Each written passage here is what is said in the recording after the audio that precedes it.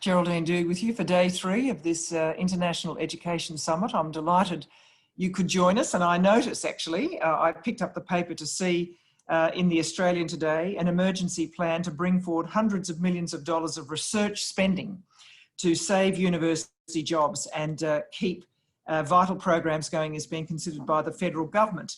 Apparently, a select group of Vice-Chancellors advising Education Minister Dan would bring forward up to $700 million to boost research spending in 2021-22, and so on.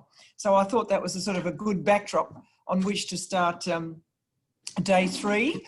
And we're particularly going to look today in the first part, our first session. Our final session will be an overview with the Vice-Chancellor of UTS and David Soti, the head of CSIRO, and other things, which I think will be really good. They're going to have a conversation. But we're trying to really look at the student experience in this particular session, and obviously without a decent student experience, there is no international education discussion. We have a very good range of panellists who'll speak with some real authority on the ways in which universities are really placing importance on the student experience and putting it at the heart of education. I again notice that the Dan Tehan, the Minister, said, I think it was actually last week, my message to our international students is you are our friends, our classmates, our colleagues, and members of our community. So I suppose the thing will be to test whether that is being lived out and whether there have got to be subtle tweaks to the offering that has been made thus far in the next stage. And I'm going to introduce our panellists as I go, 6 this time, so it's quite a few, with that central question: do we need to rethink and refresh our idea of the international student experience in Australia? Do we need to refresh it? Is this a moment, actually, a disruptive moment with all its terrors, to actually do it better? So I'm going to first go to Katrina Jackson, who is the CEO of Universities Australia. And Katrina can speak with a great deal of experience. It's the peak body, of course, representing the higher education sector nationally and internationally. And she was before that CEO of the peak lobby group Science and Technology Australia, and a newspaper and radio journalist long before that. So she has a good suite of skills. Katrina, how would you answer that? Geraldine, look, I think it's a really interesting question. I think what we do need to understand is that both international and domestic students, so the students we welcome from 144 different countries and the students who live here in Australia and come from here, have adapted extraordinarily to the most incredibly tumultuous change. I mean, I don't think anyone on this panel or any of the universities I represent would have thought it was possible to turn courses online across hundreds and hundreds and hundreds of disciplines virtually overnight. Students in Australia, some of them international, some of them domestic, and students overseas have adapted extraordinarily to that change. That resilience is a real mark in our favour and something that should make every single person associated with universities proud. I think there will be some change. I think the way we welcome students to Australia obviously is changing at the moment because we cannot physically welcome them here. Some students obviously are here already, but some will have to keep on studying online. And we've seen that actually students overseas, as the brutal reality of COVID sinks in, understand that actually they do need to start their studies online from wherever they happen to be, and we will welcome them back here as soon as it's safe to do so. Taking this approach is not just the right thing to do for us right now, but also it underpins what it is in the first place. Australia is a safe, prosperous, forward-looking country. The way we've dealt with COVID-19 places us exactly there. Safe, prosperous, forward-looking. It's one of the things that makes us popular as a destination. Not only do we have a world-class university system, but we're a terrific place to live and work and play. And the way we've dealt with COVID, as we're all experiencing second wave, I mean, I know Victoria is really tough, but we are dealing with this in an incredibly mature, informed, evidence-informed way, and that adds to our attractiveness to those students who are working out where they'll go and study: Australia, the UK, Canada, somewhere else. Yeah, because I mean, I must say, I also note that Phil Honeywood from the IEAA, he actually does believe that other places have been more generous and are sort of overtly modelling a more generosity of spirit, is how he put it, than we are, and that, you know, in this the atmospherics around, because we talked about this yesterday, the atmospherics around this are really going to matter, whether the welcome mat looks real. And look, I mean, Phil and I discuss this often, and to a certain extent, Phil, I agree with what you said, but at the same time, let's not forget that universities have put in place hardship funds to really assist students in times of real difficulty for students both here and abroad, and that governments all over the world are trying to make the experience as good as we can. But I wouldn't want to undersell ourselves. We're a really good place to come. We would like some more assistance from government to deal with the hardship that international students are studying uniquely, but I can tell Phil is chomping at the bit to have his say. Okay, well, look, thank you very much indeed. Can I draw in Phil Payne now, who's the Chief Executive of Study Perth. Prior to that, he worked with Murdoch University for almost 12 years. So, Phil, how would you answer that question about whether there needs to be a bit of a refreshment of the offering? I think it's true. There does need to be a bit of a refinement and refreshment. One of our objectives has always been to enhance the student experience. And that can mean a lot of different things to a lot of different audiences.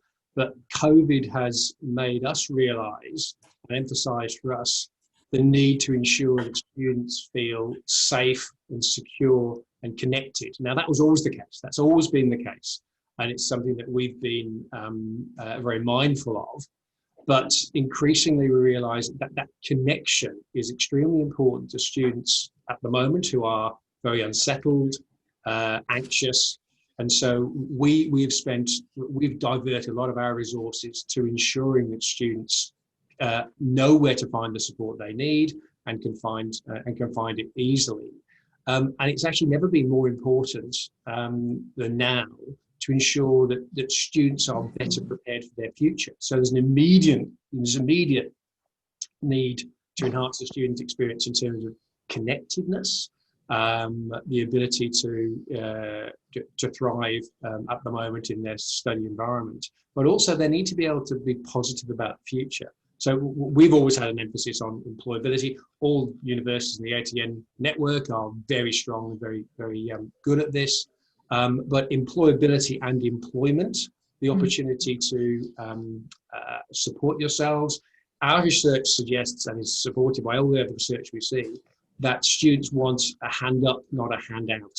They want to be self-sufficient. They want to be able to support themselves. So we've switched, at least in this kind of short to medium term, to initiatives that enhance students' employment characteristics, job search techniques, interview techniques. We've established the International Student Jobs Board. We're working with employers to ensure that they understand the benefits of engaging international students, and working on the other side. This is not window dressing. This is really happening, is it? Oh yeah, it is, and I think we're not the only people doing this. The universities are also doing this as well. You need to make a practical difference to students' lives at the moment, so they can feel confident about their current situation and their future.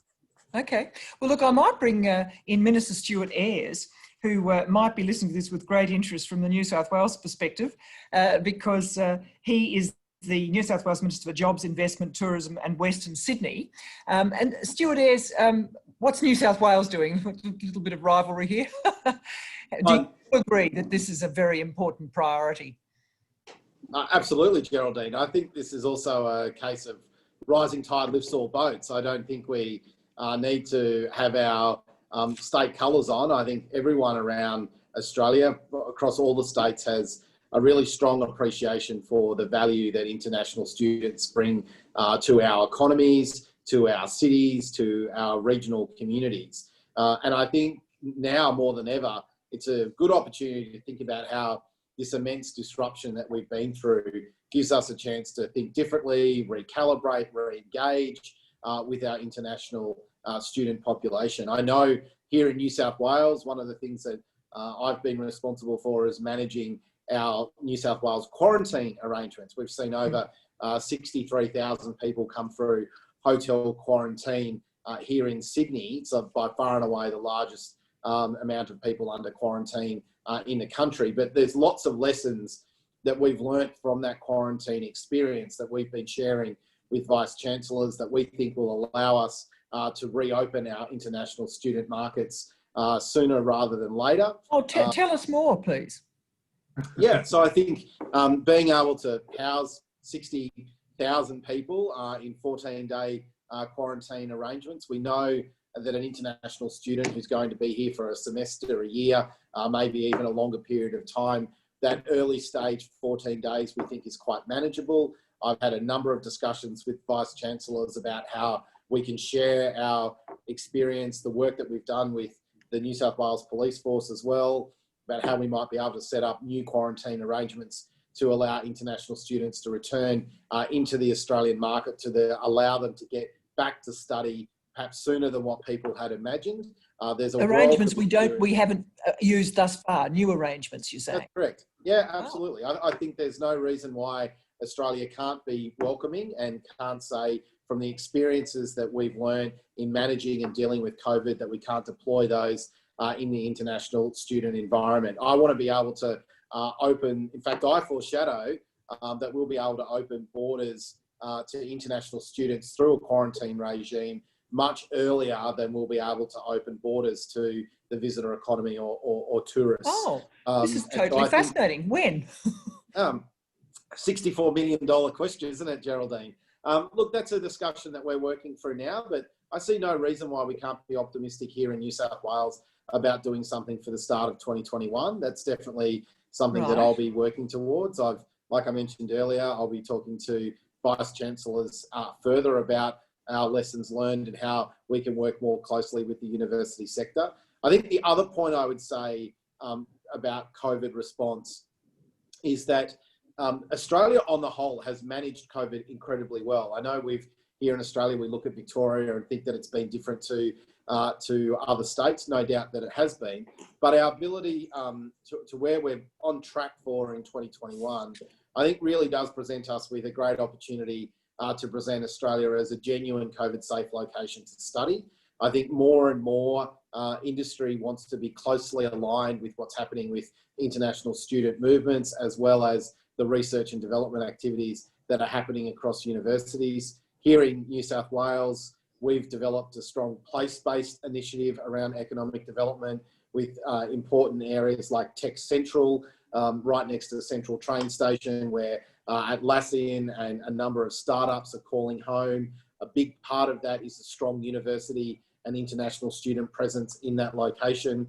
On the far western edge of Sydney, we have our Aerotropolis development, which is located around Western Sydney's new airport, where CSIRO is going to consolidate all of their activities in Sydney into a new facility there, bringing research and development closer to industry. And for universities, the University of New South Wales, Wollongong, Newcastle, and Western Sydney University are going to establish a new campus located in that Aerotropolis, which is about creating much stronger connections between education and job creation. So I think that the opportunities to bring students back in perhaps earlier than what people had thought based on lessons learned out of our quarantine regimes, but also placing them on pathways that get them much closer linked to future job prospects is a really strong post-COVID recovery strategy. Now, I know you have to go in a moment, so I just want to ask you, because yesterday it became quite clear, there were a couple of people from Tourism Australia and so on who spoke about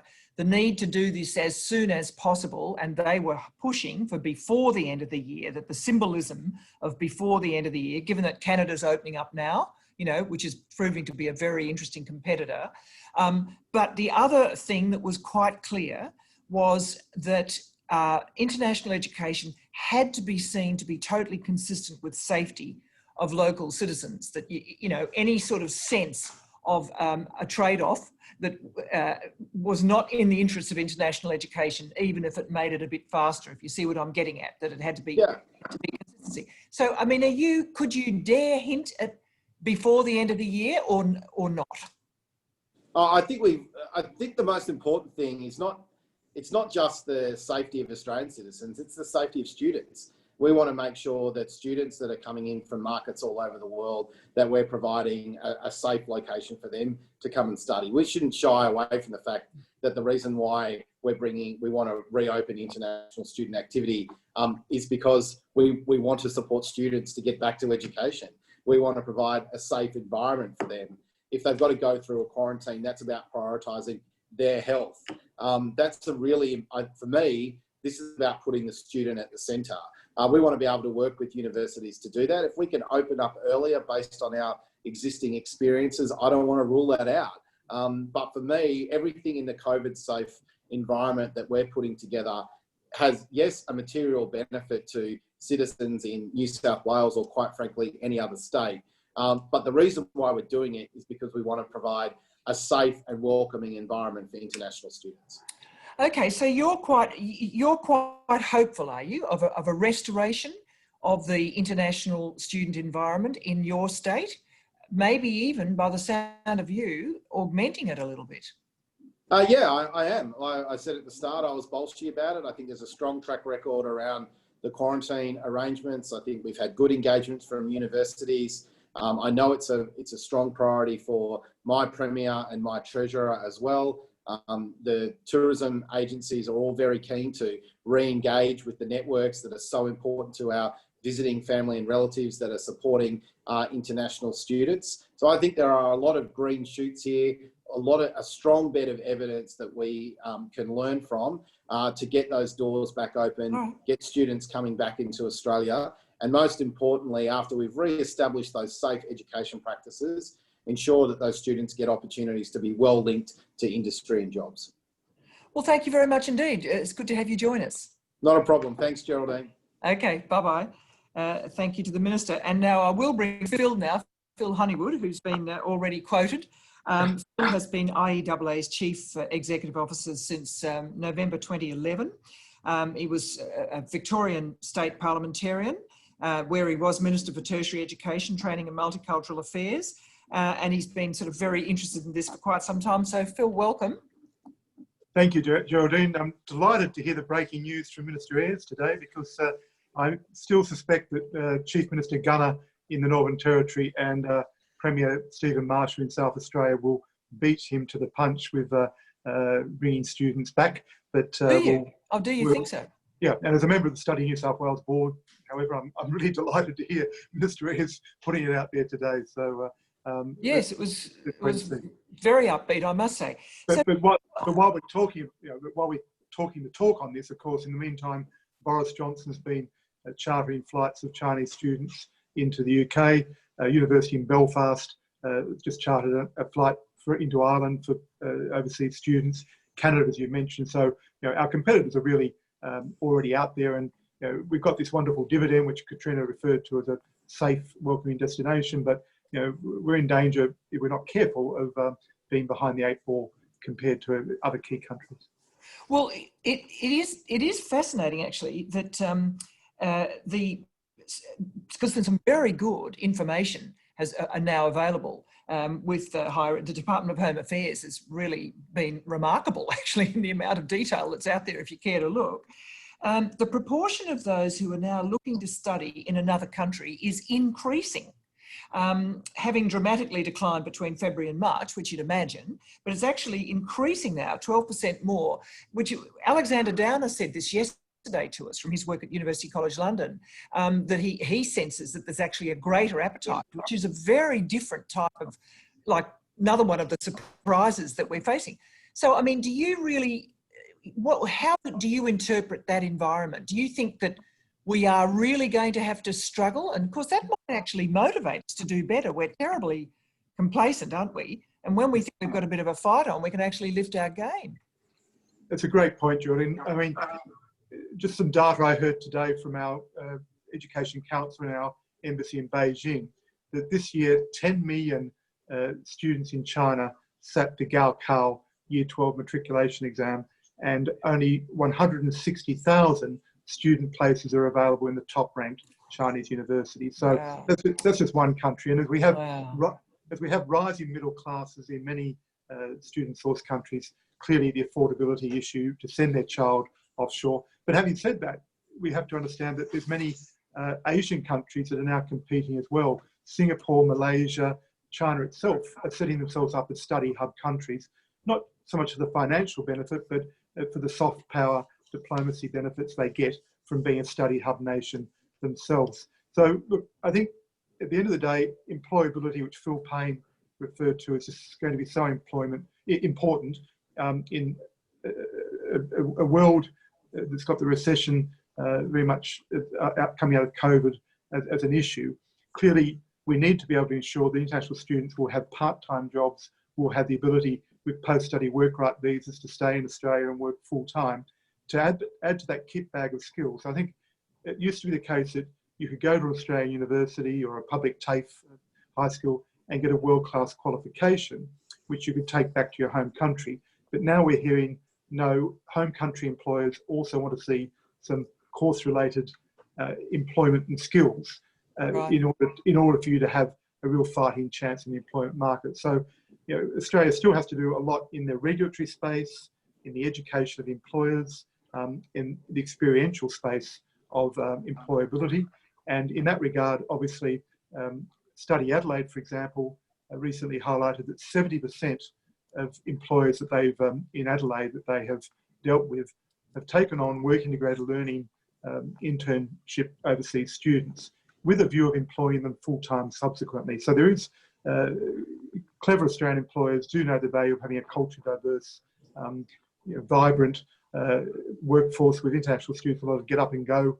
The resilience that they have to come to a country like Australia and leave their own culture and family behind is an incredible resilience. It's a transferable skill in the workplace. And so we need to, if we can sell ourselves as a country that may not necessarily be able to provide lots of jobs for every international student, but can provide them with critical thinking, creative learning, and really some really good employability skills, then that will give us an additional dividend to the health dividend that others have spoken about. All right, very, very interesting. So we'll come back to some of that.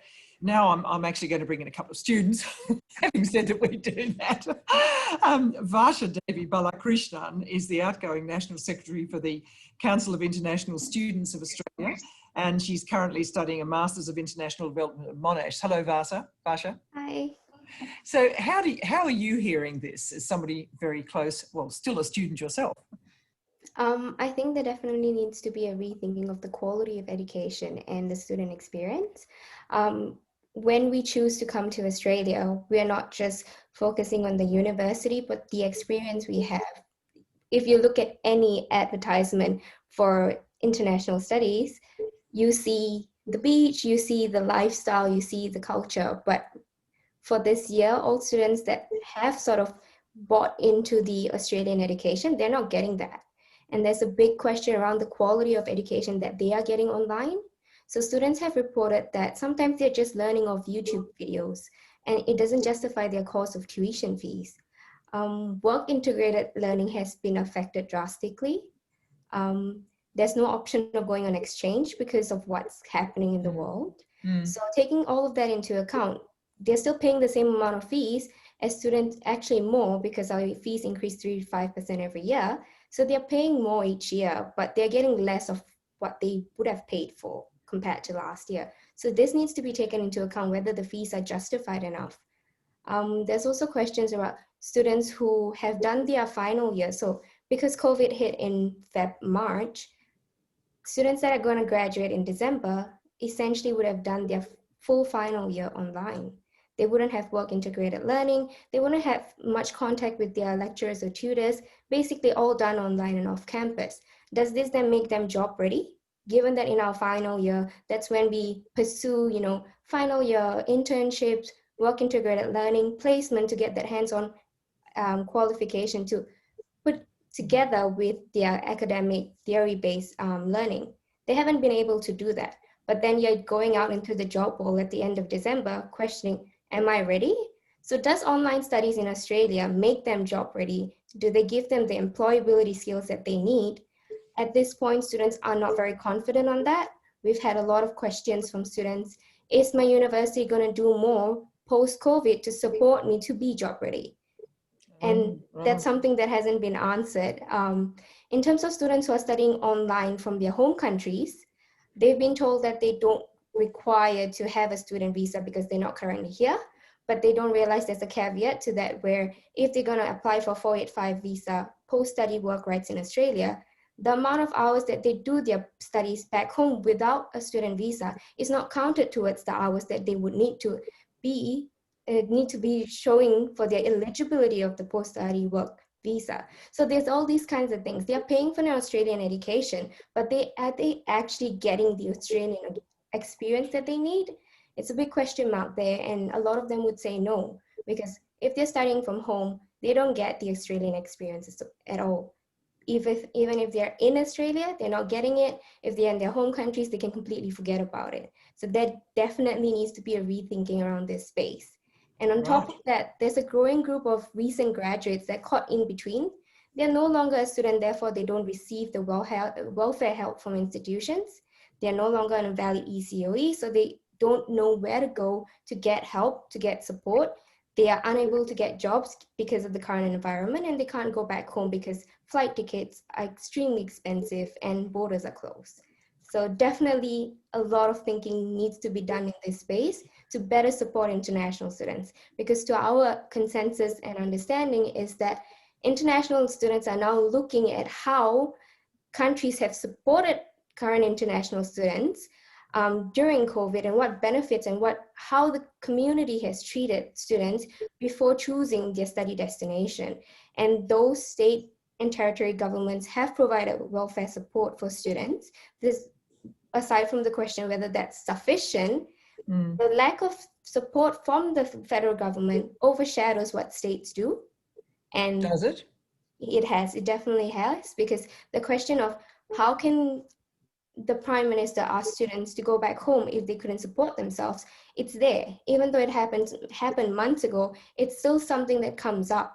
Last week, I had a family friend who was thinking about pursuing studies in Australia ask me, what's the situation there? And this is how students decide on their study destination. They reach out to friends and families who are overseas to share their experience. And the experience that international students in Australia has had, state and territory governments have supported students, but the lack of support from federal government is always a big question as to why.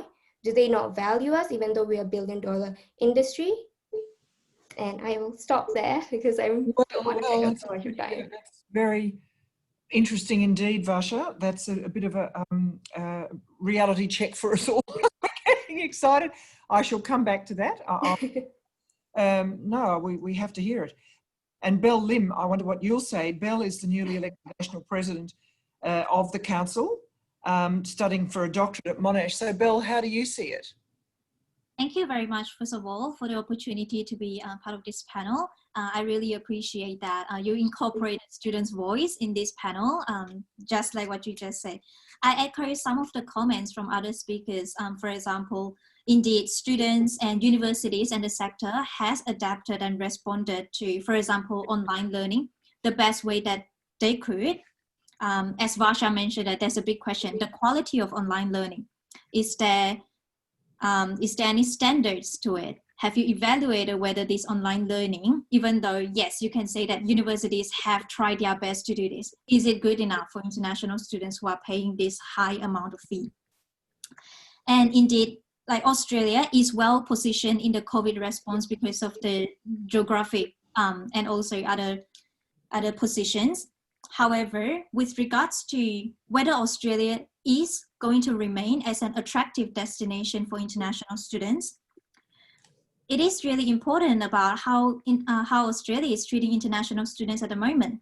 Varsha has brought up a number of points, and there are additional things that we need to think about. For example, the welfare of students. You know, we always say that Australia is a safe destination for students, and students are part of our community. And we do see that in good times, international students are part of the community when we are spending loads of money contributing to Australia's economy. But when in bad times, when the pandemic hit, I think it is really a reality check for all of us that international students become all of a sudden a big chunk of international students that lost their income has become a liability for the government. And it really shows that international students' welfare has become an afterthought, almost. And we do see that universities and state governments and local governments who work with students on the ground level, they do have this interaction with students, and they know how students are experiencing, and they know that there are so many students, there are so many things that I can tell you. For example, students that have lost their part-time job, lost their income, their family back home might have lost their job as well. And also we are so far away from home. If we are not able to pay our rent, it's not like we can just move in with our family. So students have to compromise on that. And also with regards to isolation and mental health, not to mention, this is a big concern for us, that the racism and discrimination that international students face from the community. I think that this also ties back to how the Australian government is responding to the welfare of international students and the need of international students, that really translate to how the community is thinking about international students. I think that all of us in this room understand how big this market is, and why the government should and is focusing on this industry. However, this sentiment, does it really translate to the general Australian population? Because these are the community that international students live in. If there is a huge us versus them sentiment from the top down, from the government, this is what international students are experiencing from day to day. I do agree with some of the comments that the government is currently focusing on getting students back to Australia, and also the employment and the job prospect. They are certainly very important points for students. But what about the students that are currently onshore? How are we supporting the students that are currently onshore that needs the help? I think that there is this is certainly a disruptive moment, as you mentioned, that the sector and all the parties need to rethink about how we treat international students. What is the empathetic response to the students? Because as the data has shown, that one thing that this has proven is that it is important how international students are being treated. Feel they're treated. Yeah, absolutely. Look, thank you, Belle. Well, that's for both of you. That's very, very interesting and very well put and argued, and we'll have to return to that. And James Martin has been very patiently sitting, listening. James has got an interesting perspective, because he, I suppose, provides advice about where to go and what to see. James founded Insider Guides when he saw an opportunity to inform and prepare and welcome and support online international students in Australia. So it's very interesting. And in fact, through the online and print channels, Insider Guides apparently now reaches over 70% of new international students in Australia, and thousands of students at the pre-decision phase. So James, very interesting to hear from you. Should things be changing for the better, or stasis, or what? Yeah, well, it's an interesting time, isn't it? And certainly our readers at Insider Guides are telling us that while there are these stories of resilience and optimism, this resilience is sort of forced on them because of a lack of, I guess, federal support. And they do feel that it is, it's a hard time. I mean, we heard that 80%, well, we know that 80% of visa holding international students, around that, are still onshore. And there is a feeling amongst our readers that the welcome mat is not clear to them here in Australia. They're not entitled to JobKeeper or JobSeeker.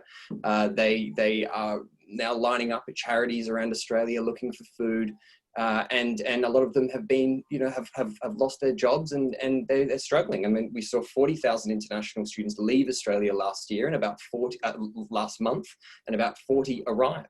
So it's hemorrhaging. We're in a bit of a crisis moment here, and I feel like it does start with the student experience here in Australia. And but saying that, there are amazing versions of resilience that we're seeing. We're seeing international students stepping up, starting businesses, helping other international students, volunteering their time. working with the study bodies, working with institutions, and really and becoming a bit of a shining light for what is an international student in Australia. And it's amazing to see. But you know, as the months just keep going on, we are starting to see that sense of frustration that these students are after some level of ongoing support if they're going to see a version of an Australian study experience which they feel good about, and plus on top of that the post-study work rights as well. And what about the difference between state and federal responses that I think Varsha, I thought that was very interesting.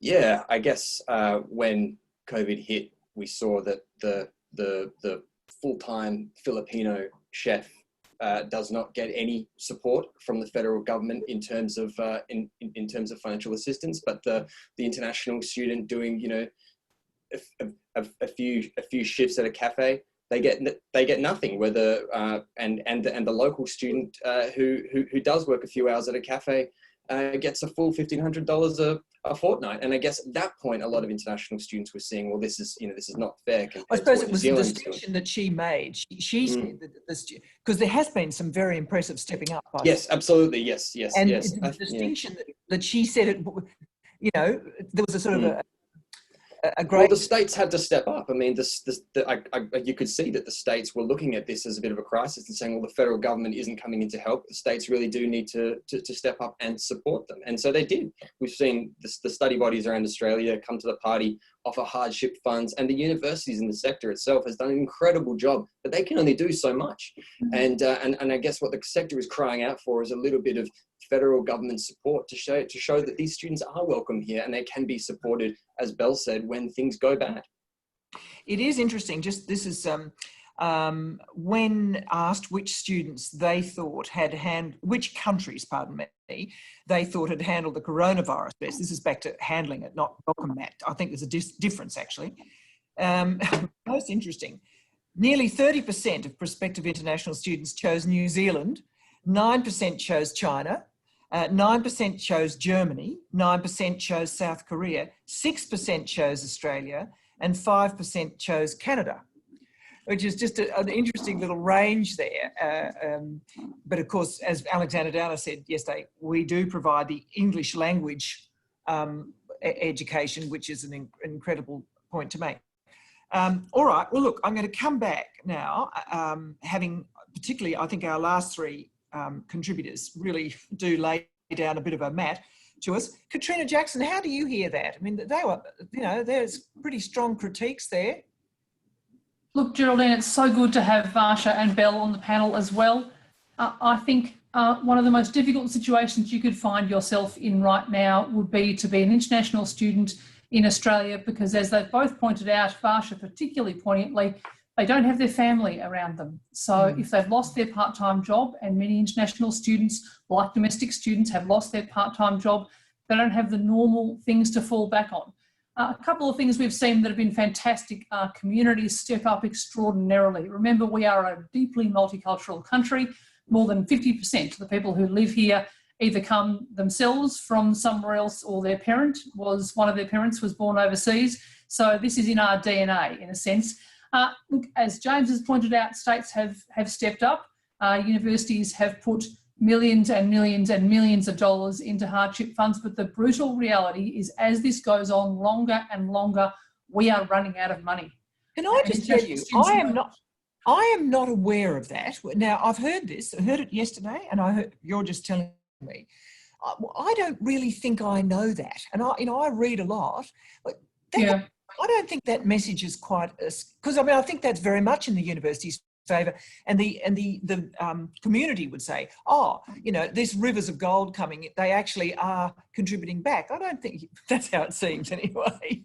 Geraldine, perhaps we should have talked more about it. I suppose Australians are a little less overt in shouting about things than they should be at times, but the reality is, on campus, every single university every single university, got to stop talking about campuses all the time because not everyone's on campus. Every single university has set up hardship funds, and they are oversubscribed. They are enormously oversubscribed for international students and domestic. How much money is offered, sort of thing? Well, look, it depends on the circumstances. It might be $1,000 stopgap. It might be a little more than that. There are also some really substantial supports in terms of additional IT, help with rent, all that sort of stuff. So there are all sorts of social and emotional supports, but there are also financial supports.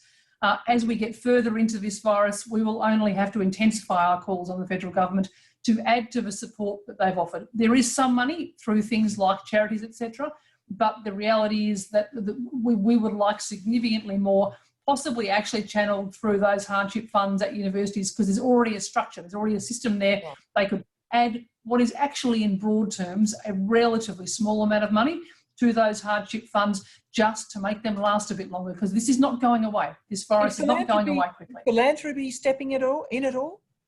Look, I think on different campuses there'll be different ways they've funded those hardship funds. Philanthropy will have been a part of it. Senior executive have salary sacrificed 20% of their wage to go into those hardship funds. Basically, anywhere universities can find money in a pretty scarce money environment, they've found it and put it into those funds. Oh, very interesting. And what about Varsha's particular question? Has there been an evaluation yet of online study and whether it really is satisfactory? Look, universities will be evaluating as they go. I haven't got a complete answer for you, Varsha, on that. I know every university is really conscientious about doing the absolute best they can. Some universities have emphasised and been very expert in online before we even got here. Some universities specialise in it. There will certainly be considerable evaluation. There are a couple of points I do need to make, though. Online teaching is not cheaper to produce than on-campus teaching.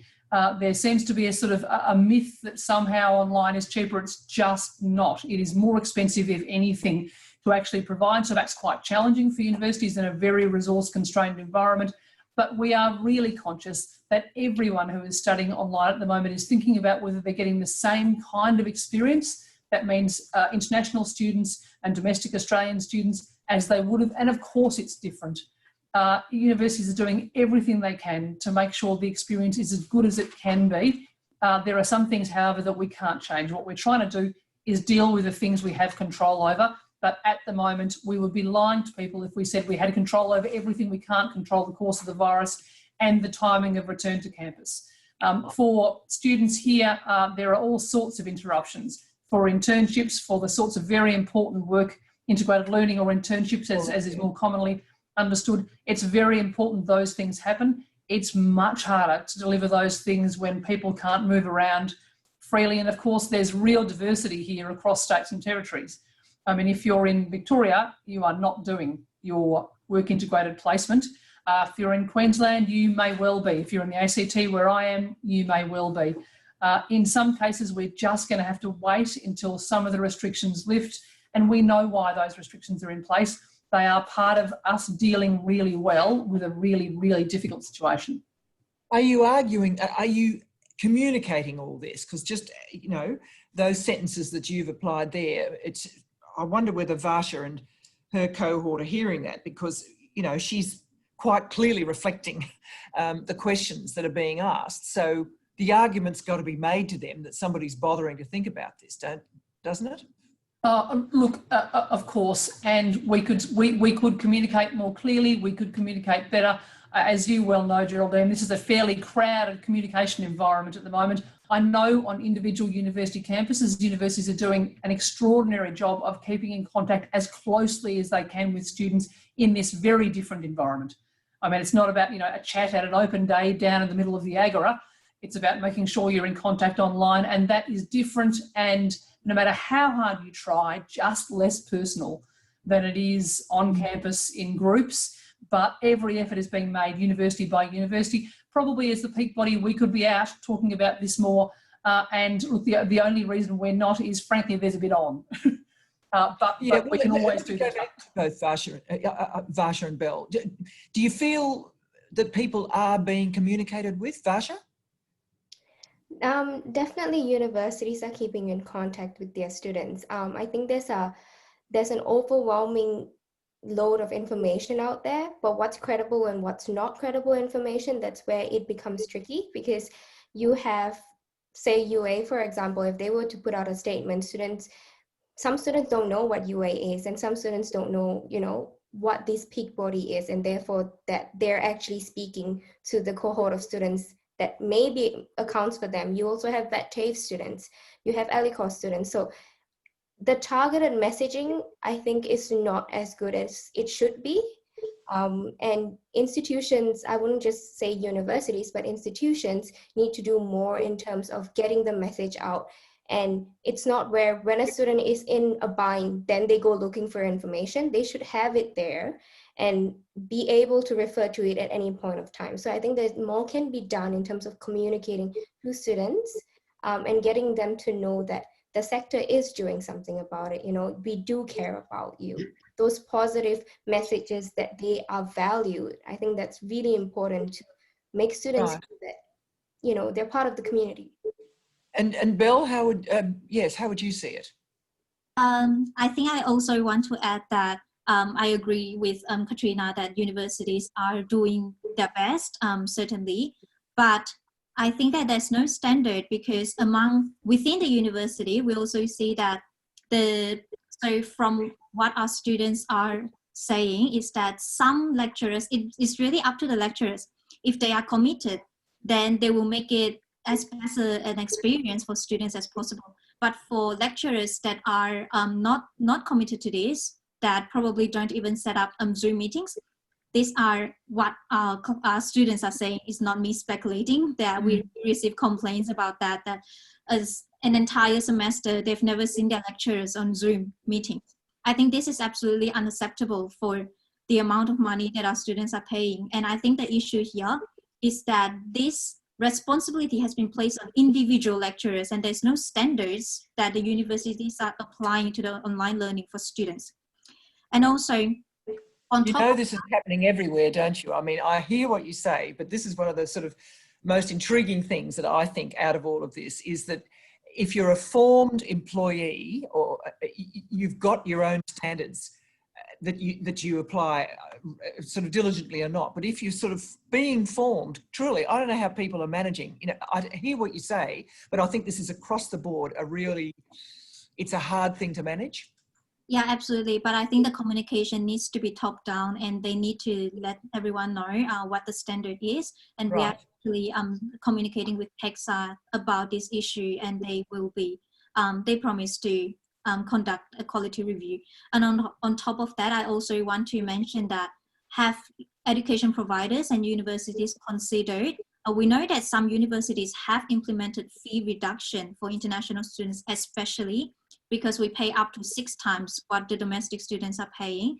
And if under these circumstances, which COVID is not no one's responsibility, but if we are really not able to deliver this experience, have we considered reduce this fee pressure on our students? So that's okay. Good question, Katrina. Geraldine, that really is a decision for each individual university, and many universities have done something in relation to fee changes. Already, have they? Some have already, and as autonomous institutions, it really is a case-by-case decision-making process for universities as to whether they do that or not. But surely that would be something. Isn't that something that would be useful as a sort of a message that goes out from Australia? That is an obvious thing in terms of reputation, isn't it? Look, if the federal government decided to step in there and offer a subsidy so that it was across the board uniform thing, I suppose that would be useful. It's individual universities have to work out how they can afford to maintain the standards, which are very important, Belle and Varsha, to the quality of education, and that's even more important now than it has ever been, given the amount of tumult we're all in. And I point out again, online, especially online, transition to at this level of speed is not cheaper to deliver. So it leaves universities in a bit of a dilemma. But that said, some have decided to make that choice about making the fees less for a period of time. So maybe I'll just come back to Phil then, Phil Honeywood, who sort of observes the politics of these things.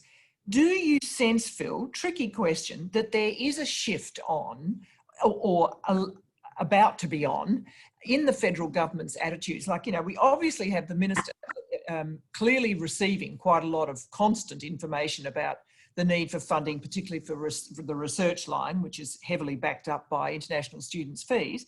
But I'm getting a different feeling from two students here that they want a sense of more belonging and more welcome, overtly created. Now, can you see that? Well, how do you diagnose that? So Jeremy, it's a really good question. And Australia is really good on the governance of international education. So we do have a National Council for International Education. We had a meeting actually this morning. The council includes 6 federal ministers, chaired by the Education Minister TM, but Simon Birmingham, Alan Tudge, and others, Maurice Payne, are also on the council. And then most of the work of the council is done by 11 expert members, including, of course, Belle is entitled to be a full member of the council, and she had a representative from CISA on the meeting this morning that was talking about employability in particular. So the governance structure's there. I think what we're looking for, though, is really a champion minister who's going to come out and really be the go-to spokesperson. And we know that different ministers have been very good. Minister Birmingham, as Tourism Trade Minister, came out very strongly in favour of the South Australian pilot program to bring international students back to finish their studies in South Australia. At the moment, we've got an acting Minister for Immigration, and we're really keen to try and have that immigration portfolio settled, because we've had an acting minister now for 9 months. And then separately, Minister Tien is quite passionate about international education, particularly in the regional communities. He's worried that because so many of the international students are drawn to the big cities, that one of the problems we've got in Australia is, in terms of our social licence to operate with the wider Australian community, we haven't really done enough to get regional communities engaged in international education. And that's a real big program of his to try and enhance that. So to your point, some state governments have got fantastic champion ministers as well. Minister Kate Jones in the Queensland government has international education as part of her portfolio, and we need to really get more political engagement. Finally, my association's just got a formalised Friends of International Education federal parliamentary group formed. Happily with 42 members of parliament, senators, House of Reps from all parties. So we're just waiting to have our big launch of that to try and better communicate. Oh, that's very clever. But in all of that, of course, as Katrina would verify, largely because public universities, public TAFE, high schools are banned from political fundraising, unfortunately that means that our industry is sort of doesn't have the cut through that mining, that tourism has when it comes to some of the political leverage, shall we say, that certain industries are able to apply. And that's unfortunately a modern day political dilemma where politicians of all persuasions are very hooked on how much funding support they can attract in the lead up to an election. And you know, that's a discussion for another time, but it can be a barrier to political engagement. I'm sure Katrina would agree. Look, I'm just, because Phil Payne's been listening very well, I just wonder how Western Australia, you know, which thinks of, I'm a West Australian, so I can say this, Phil, thinks of itself as a sort of semi-other country, even particularly at the moment, much to my chagrin. But, you know, do you sense that there's an ownership of the notion of international education? That's what's been striking me. Who's going to own it as an incredible asset? That's what the question I'm asking myself. I think that's the perfect question. And listening to this discussion over the past 3/4 of an hour or so, I think one of the common themes is the importance of positive messaging to the sector, but to students who are onshore and the students who are offshore. I'll support Belle and Varsha about how damaging the PM's comments were to the hundreds of thousands of students in Western Australia, but to the potentially millions of students in overseas countries as well who are considering their study destination. They were damaging comments, and they are. Why do you think, honestly, without going into a sort of psychoanalysis, but it was an intriguing thing to come out at that time. Now, he was under immense pressure, but it did say something to me about the position of the industry. I'll give you a politician's answer and say you'll have to ask him why he said what he said. But you're right, it was extraordinary, and this is still resonating. And students here and overseas are still heard it. They heard it. Is this indicative or characteristic of the Australian attitude towards international students? So it just shows how damaging a single, perhaps off-the-cuff remark can be. Also, I think an ongoing He hasn't repeated it, of course. He hasn't, which is good. No. An ongoing challenge also is the language you use about the economic contribution of international students. Clearly, it's immense and it's extremely valuable to the Australian economy. But I think there's too much emphasis on that, particularly now. I'd like to hear more discussion about our moral obligation to the young people who've chosen to join our communities. Because if you emphasize the economic contribution, you kind of commodify a group of young people.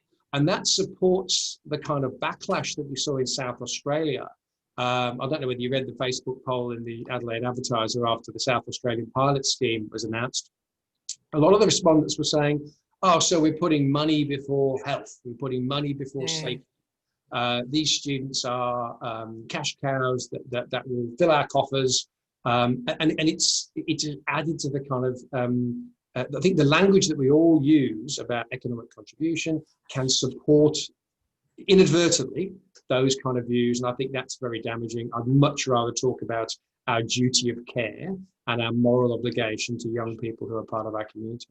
It's very interesting how much this has been throughout the conference. I've really noted it. I didn't quite expect it.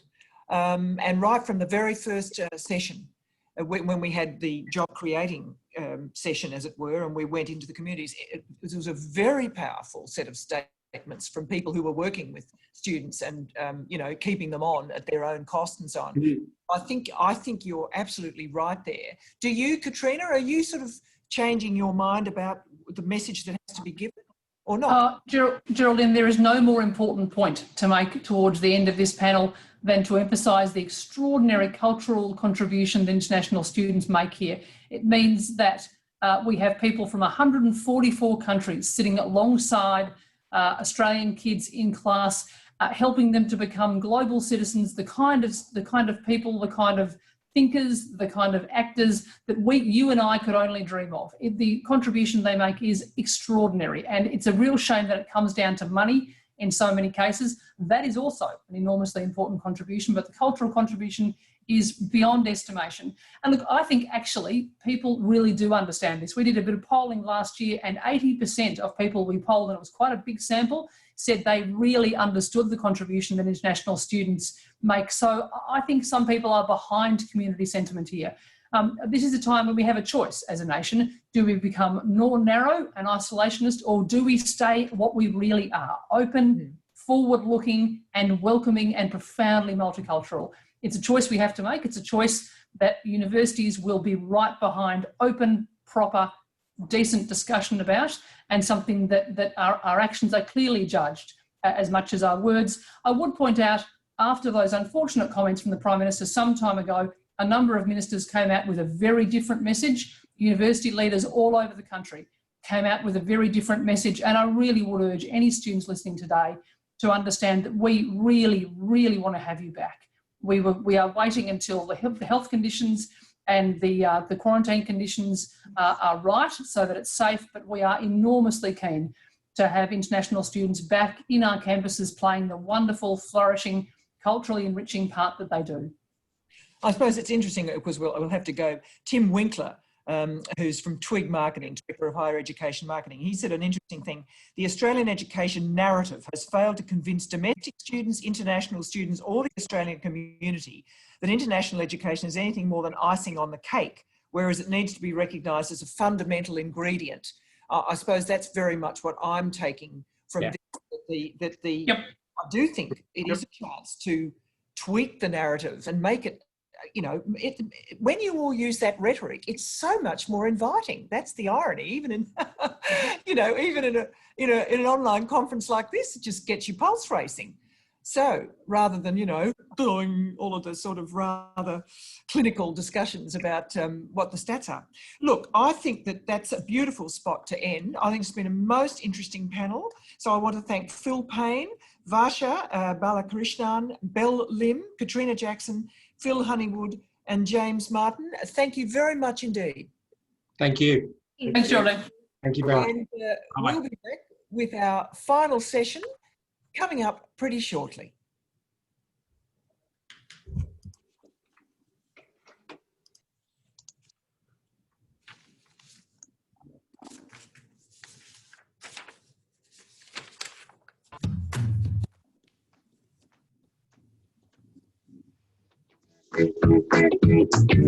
Hi everyone, my name is Tyler. Welcome to the University of Newcastle City Campus, right here in the heart of our CBD.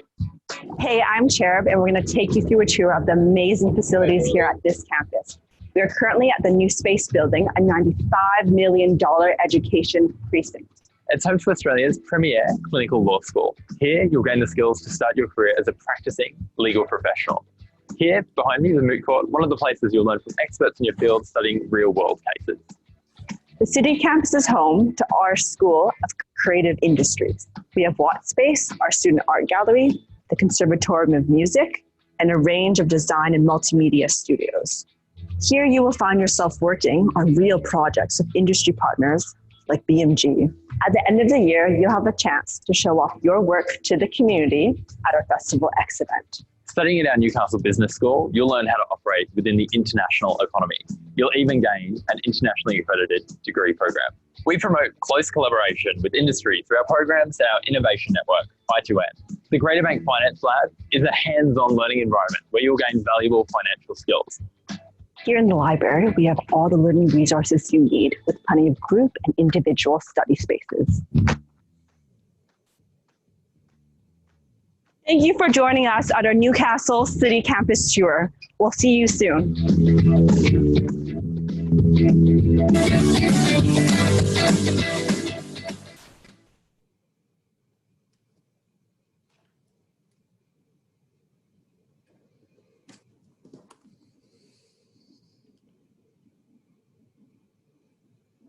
We're recording now.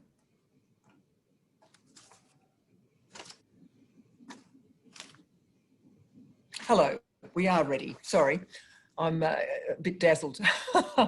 Trying to recover from being all the good senses stirred up in that last session. Well, now look, our final session I think is going to be really our session 6, the path to recovery. And this is an effort to try to sum up this, I think, very rich summit, which I've certainly appreciated. I hope you have, drawing together the various threads on the importance of international education in job creation to all sorts of economies, creating easing geopolitical tension, and just the student experience, which I think provoked such a very interesting and rich conversation that we just had with all sorts of challenges from here on. So this is going to be a discussion conducted between our last two guests today, David Thodey, AO, and Professor Attila Brungs, who's chair of the ATN and UTS Vice Chancellor and President. Now, David Thodey has been around for quite a while.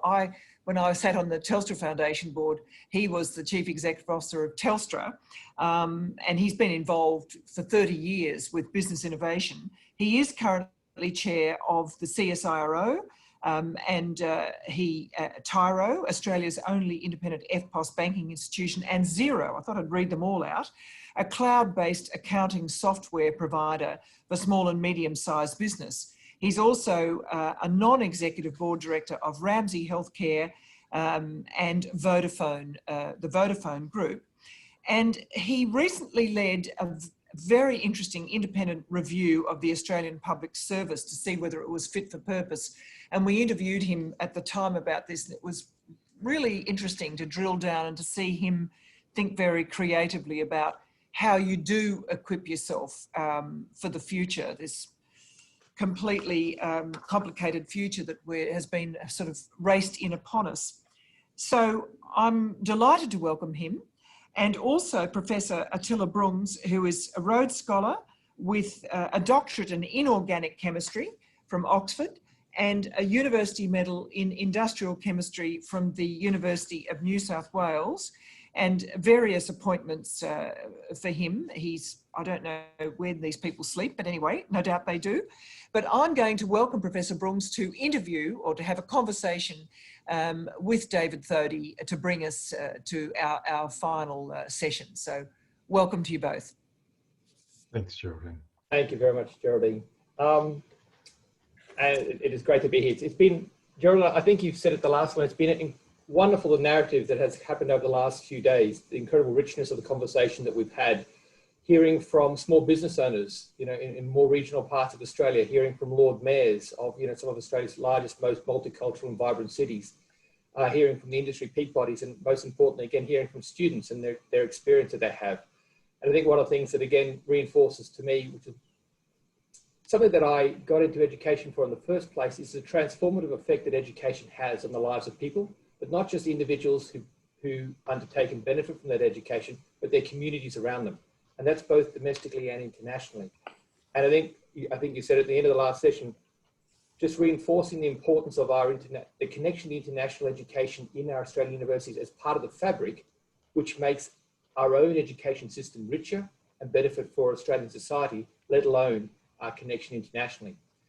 So one of the things I wouldn't mind starting to talk to David about is we've just had a wonderful session where some of the international students spoke as well about their aspirations, expectations, and their experience. And I know some of the challenges and experiences they have had at the moment. Universities, both Barsha, I think, and James said, universities that we're doing our level best in what we can. And for, at least from UTS, the value we have in international students, and we've been focusing on three things. The first, hearing from international students about the overwhelming concern they had at the beginning of COVID was how could they continue their education. So we moved heaven and earth to give them online experiences, massive investments in IT, increases and changes the way that we operate to give as rich as experience as you possibly could in an environment where you couldn't be face-to-face. The second part was how do you keep them connected? And I know at UTS, again, our whole international office and academics made personal calls to pretty much every single international student to make sure they feel connected. The sports and clubs and societies at universities ran a whole lot of virtual clubs, virtual societies. I'm not sure how you do virtual sport, but I do know a number of our sporting societies had, virtual sessions to keep the international students and domestic students connected. And then finally, given the hardship at the moment, I think you heard it from Katrina, when UTS had a $10 million fund, we're still running that for hardship for international students to try and keep them, and try and alleviate a lot of the hardship they're facing. I know at one point, working with charities around UTS, we were basically delivering thousands of meals a week to international students who were struggling. So they're the big things that we do. But more broadly, I'd like to come to you now, David. You don't get your position by ignoring, you've had a wonderful business experience, by ignoring either the voice of the customer or the voice of your community, and international students are both in Australia. But do you think the success of the international education sector of the past 2 decades has made us complacent broadly across government, society, and the economy? Do you think perhaps the Australian in the street or small business owner, not like the ones we've had at this conference, may not understand the contribution culturally as well as economically that they make to our society? And if not, what needs to change? Well, firstly, Attila, thanks for having me on. It's great to be here. And while I'm not an expert in international students, I do take an interest from both the National COVID Commission and also about how we as a nation go forward and the type of nation we want to be, and also where there is opportunity. So let me say from the outset, I'm a great advocate for this sector, and I have deep belief in the importance of it as a business in its own right. And I do think, as I know I'm talking to all the university community, it is a business. And as a business, you do need to care for your customers, and also you need to be continually promoting what you do to all the communities in which you operate. So, in answer to your specific questions, look, I do think to a certain degree, the sector has been complacent in promoting what a wonderful business and what a wonderful social and economic contributor it is to the Australian economy. And I think to a degree, we have been complacent at all levels, from government, in industry, and across the academic community. So I do think we need to be far more active in talking about, both the opportunity of international education, but the flow-on effects that you've been talking about that goes through into the community, from, you can just see it in Sydney here, in the rental market, it's dropped since we've not had international students. We're not seeing the same consumption rate. So this is really important. But I am going to, we maybe talk about it. I do think that the university community, I mean, yes, individual universities compete for students come in, but you need to take a position nationally, both in an international sense, but locally, about promoting this industry. You're no different to the resources sector or to other sectors who have to, fight for time when you're in Canberra or all the noise that is out there in the business community. So yes, we have been, I think a little bit idle in our promotion of this great opportunity. Thank you, David. Maybe to put you a bit more on the spot, Yeah. universities, one of again, working in a university, you see every day the difference our research makes in the lives of people. You see every day, I mean, I cannot tell you what a joy it is to go to graduations. And I just see the faces people are graduating, and I know what wonderful changes they will wrought to the world around us. So you see, it's almost become self-evident, the value. And you're right, perhaps we are not as good at explaining that value more broadly. Do you have any tips for a sector who can sometimes be a little bit blind on how it could better communicate these broader benefits, particularly to some parliamentarians?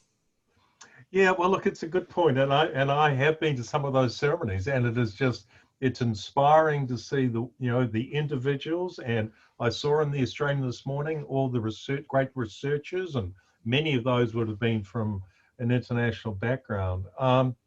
And you do feel inspired. Well, what do you do? Well, it's like any business. You need to have a marketing plan. You need to find a way to be very clear about the value you create. And I think we were talking about it before. That value is both economic, but there's a great social value that this sector, contributes back into Australia. There's an image, and I think you've got to bring all that together and clearly articulate it at a global level. Now, that's what a business would do. And then you need to look at all the different, elements of a marketing strategy, from how you build good PR, how you do an advertising plan, how you engage with all the different sectors. You've got to segment all your different, potential stakeholders, and you need to be proactive. You can't sit back in a university and say, just because we're good at it, everybody else knows about it. So, and I know how good it is because I have the great privilege from CSIRO to work with many of the universities, but you've got to be proactive. And so I would really encourage all of you, be it through, the associations that bring you together through ATN, to find ways to get that voice out. And you do need to turn up in Canberra as one, not as the Big Eight or, the technology network, or you got to turn up as one and say, we are committed to creating a better Australia. And this is a wonderful industry. We're generating 5-6% of, export revenues. We're bringing in maybe it's 500,000 students this year. Maybe it was a peak, it was 800,000, whatever it is, and keep communicating. So that's what I would do. And you need to find ways to do that in a positive and, edifying way, which won't be hard, I'll be assured. Thanks, David. Moving on a bit, Stephen Ferguson from the Australian Hotels Association made a really important point on the first day, that in remote areas and regional communities that are reliant on international students to work, people in those communities are already appreciative of this wave of younger people from overseas, not just economic, but the cultural benefit that they bring. So, as I said, international education has been discussed as a significant impact it has. We just talking about it. But directly, given your role on the COVID Commission, what role do you think international education has to play in Australia's recovery in this post-COVID-19? Well, I mean, it's a complicated question, unfortunately, because we all want it to play a significant role going forward, but you're no different to many other sectors in the market that are constrained by the pandemic. Look at the travel industry. It's decimated because people can't travel, and that sort of plays directly into your sector as well. many of the sectors. Look, I'm in the payments sector, and payments sector has declined by 40% because people are not spending as much on the high street. Yes, it's gone to e-commerce. So yeah, there are significant changes that this pandemic has wrought on many sectors. So what do you do about it? Well, you've got to sort of, cut your cloth accordingly and then get ready to go. And because it's going to be there. I mean, when you look at across ASEAN, what's the population of ASEAN? 660 million people. China's still active, and yes, I'm sure we'll talk around the challenges there. India, 1.4 billion people. We've got to be ready to bring these people back, and that's why I applaud South Australia for what that little pilot they've got going now. How do we bring people back a little bit earlier, make sure they get through the quarantining process, and then open up things from there. So yeah, we need you to be successful in coming back, because we've got 5 million people receiving government assistance through JobKeeper and JobSeeker. We can't sustain that. We need people back to work and making a difference. Not sure I answered your question, but I felt good about it, Attila. You got close, David, and very close.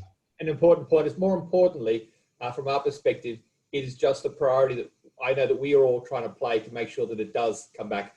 And in some respects, pushing it in further, because John Hart from Tourism Australia said, if we get this right, of course, when it is reopening borders, when it is safe to do so, when we've got the right systems in place, of course, and when we look after the Australians, bringing the international student support back, because we've got this, given the way that our government has handled COVID, we are one of the safest places in the world. So absolutely. As well as all of our other advantages, do you think their appetite is not just for sort of reestablishing our international market, but really expanding it to even greater cultural benefit for Australia and accelerating us out of our economic recession?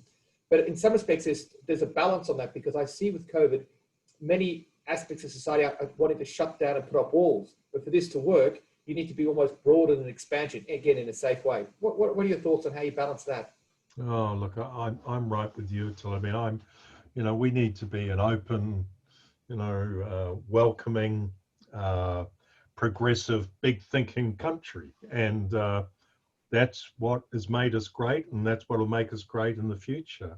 And so I would be, if I was you, saying, well, how are we going to bring 1 million students in by 2022?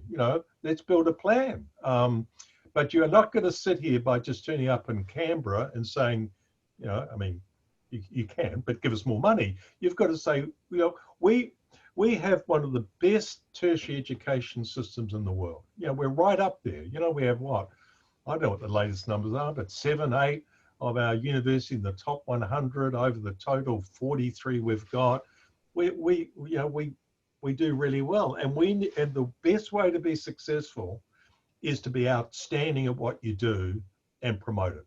So don't look. I mean, I've learned over the years, I never look to governments to help me. We have to get on and do what we need to do, and guess what? Governments will come with you. So I would encourage you and everyone to be bold in your aspirations. And I know there's challenges. I'm not saying there's not, but you just think big. And I think that it'll happen, because we've proven ourselves to be very successful. Now, will there be doubters along the way? You betcha there will be. And but what do you do with doubters? You prove them wrong, and you keep pushing forward, and you create this environment where people can be, what a wonderful gift to give to people, a great education, and they get to know us, create, break down barriers, but you will get opposition, but keep talking to the positive, what I do. Yeah, no, thank you, David. And one of the small positives that I've seen out of the COVID situation, directly related to international students and our international collaborations, is the great engagement we've had with state governments. I mean, it's been right across the country. Yeah. We've always had good engagement, of course, with the federal government, because they regard, universities as, part of their broad portfolio, and we are, of course. But that relationship has varied in different states. But I think universally across every single state in Australia now, universities supporting state governments in terms of what we can do to help train people to get them back into jobs, supporting state governments in terms of using our research and infrastructure to create new opportunities for people. And even in this international students, I mean, we're working very closely with the New South Wales Treasury and the New South Wales Government on how do we continue to build our international education in New South Wales and across the country because of the cultural and also benefits they bring to us as a society and economically. So I see that, as you said, it's absolutely one of the changes we've had. But more broadly, the conference over the last couple of days just shows us the champions that we do have in big business and small, in councils and regions right across Australia, that I think if I'm taking your message right, working with them and building a collaboration, you know, more broadly of these people who understand these broader benefits to our nation and just getting on and doing it in the next little while with this partnership is the best way perhaps of being a success. Yeah. Well, you've touched on a lot of things there, Attila. I mean, what Geraldine didn't say is I had the great pleasure of doing a federal financial relations review as well recently, which was both taxation, but it was actually the relationships between state and the Commonwealth. And as you know, and you are, the university sector is a product of that, it is a complicated set of equations you need to deal with because the funding comes from the Commonwealth and flows through the states, and yet you are aligned at a state level with the state government. Yeah, look, I really agree. You need to reach out and work with state governments. I know many of you do, so don't misunderstand my comments, but I think you need to be proactive. You know, all the OECD studies over many, many years have said we are not good at collaboration, full stop. You know, we do not work well between government, academia, and industry. And you need to step forward and say, we are here because you add enormous value.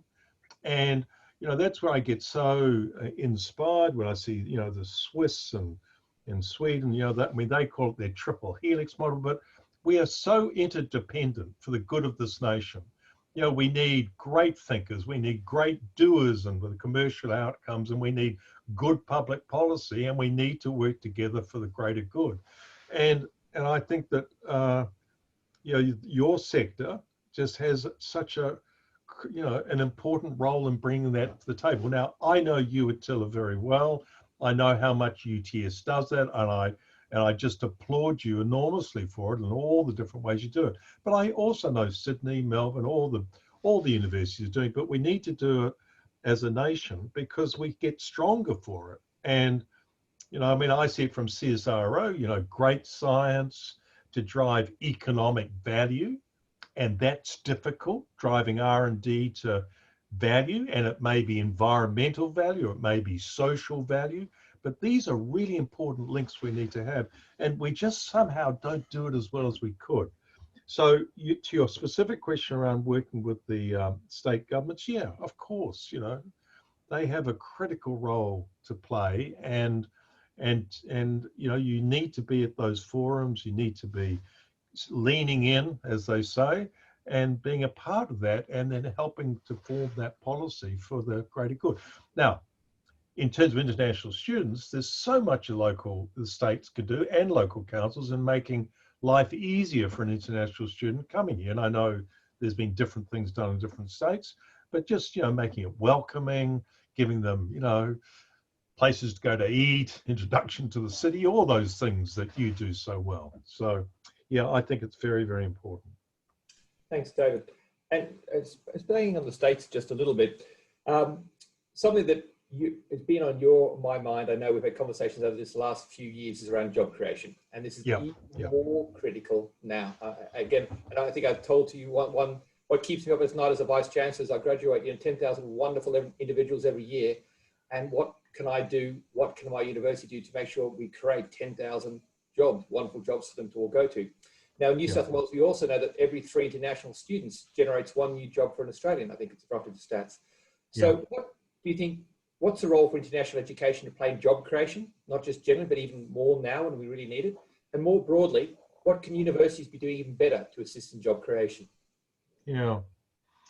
Well, I mean, I really applaud, you know, your focus on job creation, because at the end of the day, that's sort of the, you know, the lead indicator for, you know, economic growth.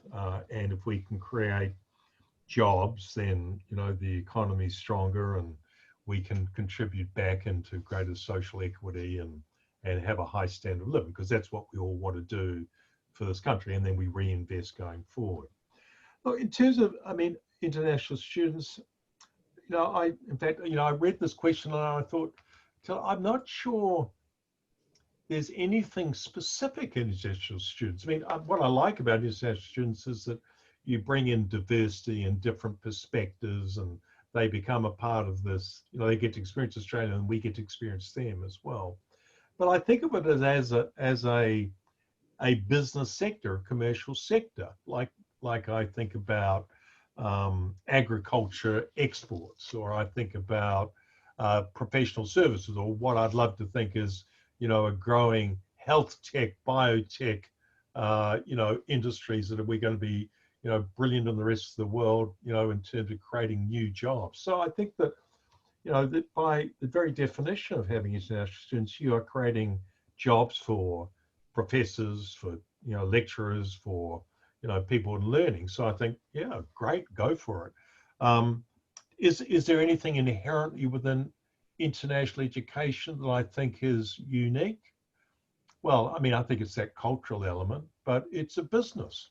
So I'm a little bit colder, you know, on that particular element. Maybe I'm missing something here, but I think that's the way you should look at it. Now, I know it gets complicated with the university sector because you get funding from government for local, you know, students, and then you've got but we want this international education sector to be strong and vibrant in its own right, and that's what we need it to be. And I think that, you know, we've had we've had a lot of the funding has gone into R&D, and we maybe want to talk about that, but I think you've got to look at it as its own sector going forward and treat it like that. And I know that many of you do, really. So you've got clarity about the returns you're getting from that part of your business, which is good. So I'm not sure that's particularly helpful for you, but that's just the way I look at it. Thanks, David. Then I'll take a little bit a bit more broad relating to jobs, and then I'm going to link it into sort of migration and skills that we need to have. Because you spoke about diversity and skills that we need in Australia. We've always been a nation with migration, which has built our incredible diversity, our incredible strength, our resilience, and the incredible innovation that I do believe Australia has. So the Lord Mayor, Sally Capp, made a wonderful point on Monday, again, saying that international students are like our family. They need to be embraced as part of the wider community. You know, and as members of the family, they contribute to the whole of that family, which is wonderful. Yep. But migration is sometimes a vexed issue in Australia. But migration will inevitably play a critical role in Australia's economic recovery. How do we get this balance right? And how do we have the right conversations around the sometimes vexed issues of migration? Right. So can I just be clear on the question, because there's visas for coming in to get education, and then there's migration. And they're two sort of migration. I'm sorry, leaving the international students with visas for study, and they have post-work rights while they're here. But none of them get introduced to Australia, whether or not they stay now or they go back to where they came from, come back to Australia. Regardless, migration is a core part of the skills requirement for our nation. Yeah. Well, my family are migrants to Australia. I think most of the people on this call will have some migratory element to being in Australia, and it's been at the core of a lot of our economic growth. I can't remember, a couple of years ago, it was about 200,000 people coming in per year.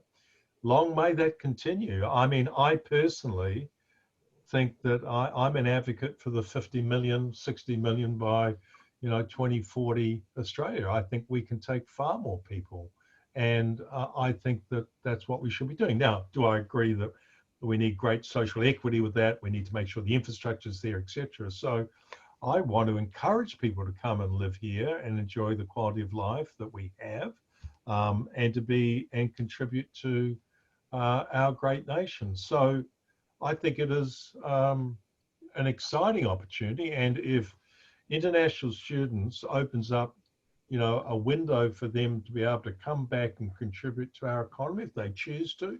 That is great. You know, I talking to, you know, just the challenges I see in business at the moment. We can't hire enough people, you know, to do product development in digital areas at the moment. I mean, it is just a paucity of skilled software engineers in this country, and we're losing opportunity. Same in the healthcare area. We are struggling to hire enough people in terms of both, you know, some of the biotech, health tech areas, and all the way through to the care end. And you watch what's going to happen with the aging population, you know, and care in the home. We're going to need to train more people in a different way. We need to pay them better as well, going forward. So there's just so much opportunity here, and this country has got so much going for it. And yes, the pandemic's been difficult, but we need to grasp that going forward. So yes, we have 5 million people, you know, who are receiving some government assistance. But this, I mean, I have a slightly different view to some people. I think we will bounce back very quickly. Not everyone believes that, but I just see, you know, the innovation from small business across Australia. I see people wanting to get back. And, you know, we had, what, 110,000 new jobs last month, you know, across all the small business. And that was with Victoria, you know, going backwards. So I think we have this incredible pent-up demand. I think that's going to create great employment, and we as a nation need to have a big view about what we can become. And we'll need lots of universities to help train all the children as well. Yeah. Most of these questions seem, David, to end up with a challenge from you to the university sector, which thank you kindly. Look, I just think that you, well, I mean, I'm not actually trying to say that. I just think that, you know, it is such a wonderful sector, and I think that you have such a mandate to continue to do what you're doing. And so I just, you know, want to encourage you to keep going. And actually, as much as I know you need government funding, but you don't need to be dependent on it. You know, I mean. No, well, one of the things that, again, worries me about being in the university sector more broadly, even beyond just the international student market, is even while, you know, and I speak to my colleagues regularly, most of the universities are facing significant financial challenges that not only have we not pulled back from, we've accelerated. And at UTS, what we can do about how do we help society, how do we work with state governments, what do we invest in, how do we, you know, I've got a huge financial challenge, but, you know, we provide additional hardship funds for students, we provide additional research to create jobs, we're investing a whole lot more in the precincts to try and actually change society. So you're right, David, even when, I think when times are good, universities are important, but I think when times are bad, more broadly, what we can try and do for society is even more critical. Absolutely, absolutely. Your role in the community is absolutely critical at so many different levels, and I think that we need to appreciate that, but we need to encourage you to keep doing it. You know? One of the challenges that faces universities a little bit at the moment is working out how do we are inherently open organisations. The ways, particularly Western Europe, the way that we work in our tradition of universities is connecting to the globe. As you'd know better than anyone, David, you know, Australia is 2% of the world's innovation system. And one of the core roles Australian universities has for Australia is bringing the world's best innovation back to Australia. Trying to do our own research, but through our research, identify where the best is, bring it back, connect it with Australian businesses, connect with Australian government, connect with the Australian community, so that they can do what they do really well, which is innovate, drive new businesses, drive new growth, provide new services to help both society and economic prosperity. We had an interesting session yesterday with Alexander Downer, Penny Wong and Stephen Smith, and they gave some really great insights into geopolitical tensions that we have at the moment and the way that the world's changing, and particularly the impact that these tensions have on international education specifically, but more importantly on the value and importance of international collaborations. Now, as I say to you, you know, universities are set up to be open. We're set up to try and connect internationally. Given the rapidly changing landscape in sort of this geopolitics that we have, even including foreign interference, how do you think universities can balance the dichotomy of that geopolitical tension with making sure we keep this critical role as public institutions of bringing the world's best back to Australia, because that's not just in our short, but it's our short, medium and long-term best interests for societal well-being. I hope they answered that question. That's a tough one. Attila, look, I mean, I couldn't agree more with you that research education is a global market, and you know, be it CSIRO scientists or sociologists or in the universities, their network is global. I mean, they talk to their peers in Australia, but they talk to their peers in China, India, US, Europe, and that is sort of critical to how we get work done and how ideas and information flows. So we want that to be as open and transparent as we possibly can. And it does mean that we need to be outward looking, not inward looking. I think one of the great tragedies of any country or institution is when they become too internally focused. No different in business, by the way. If you become too internally focused in business, guess what? You don't look after customers. And just like you started here, you got to look after your students. But within the geopolitical context, look, the question mark is, where are these lines drawn? Where you know, whether it's a human rights issue or, you know, remember I came up through the apartheid period, and I remember, you know, walking down the street, sort of, you know, protesting economic involvement in South Africa at the time because of human rights issues. So we do need to be conscious of those issues and be willing to be consistent, but in an open and transparent way. So I heard previously that sometimes people say things in a way that can cause offense, but I think we've got to be true to who we are and the values that we have. That isn't, and then just be careful how we engage with others around the world. But I sincerely hope, and I've done business in China and lived in Japan for 5 years. You know, we want to start from a point of appreciation and listening, of appreciating different cultures, different perspectives, but then you do need to make some judgments along the way about whether that something is consistent with the human values that we hold and cherish. And that is the difficult part. And I don't have magic answers to that, but you can't not be aware of them. So, but I will always start with a positive, open view and try to engage and look for the best. But there is a point where I say, if you don't want to do business in an ethical way, then I can't do that. And I've done that often in my career. You know, I've said, no, I can't do it anymore. I'm not willing to do something. So the question is, when do you hit that line? So that's what we have Department of Foreign Affairs for, I think. You know, so what was there? What did Downer say and Penny Wong? Did they have an answer? Not so much on this. Alexander Downer was quite. Hang on, Attila. I've lost you. Geraldine, can you still hear me? Yes, I can. Can you hear me, David? I can hear you now. Yeah, I can hear you now. Sorry. Alexander Downer was quite buoyant on the international student connection continuing and increasing. Penny Wong and Stephen Smith were more cautious, but again, all of them understood the great value of those international collaborations, and something again for universities are places of great principle.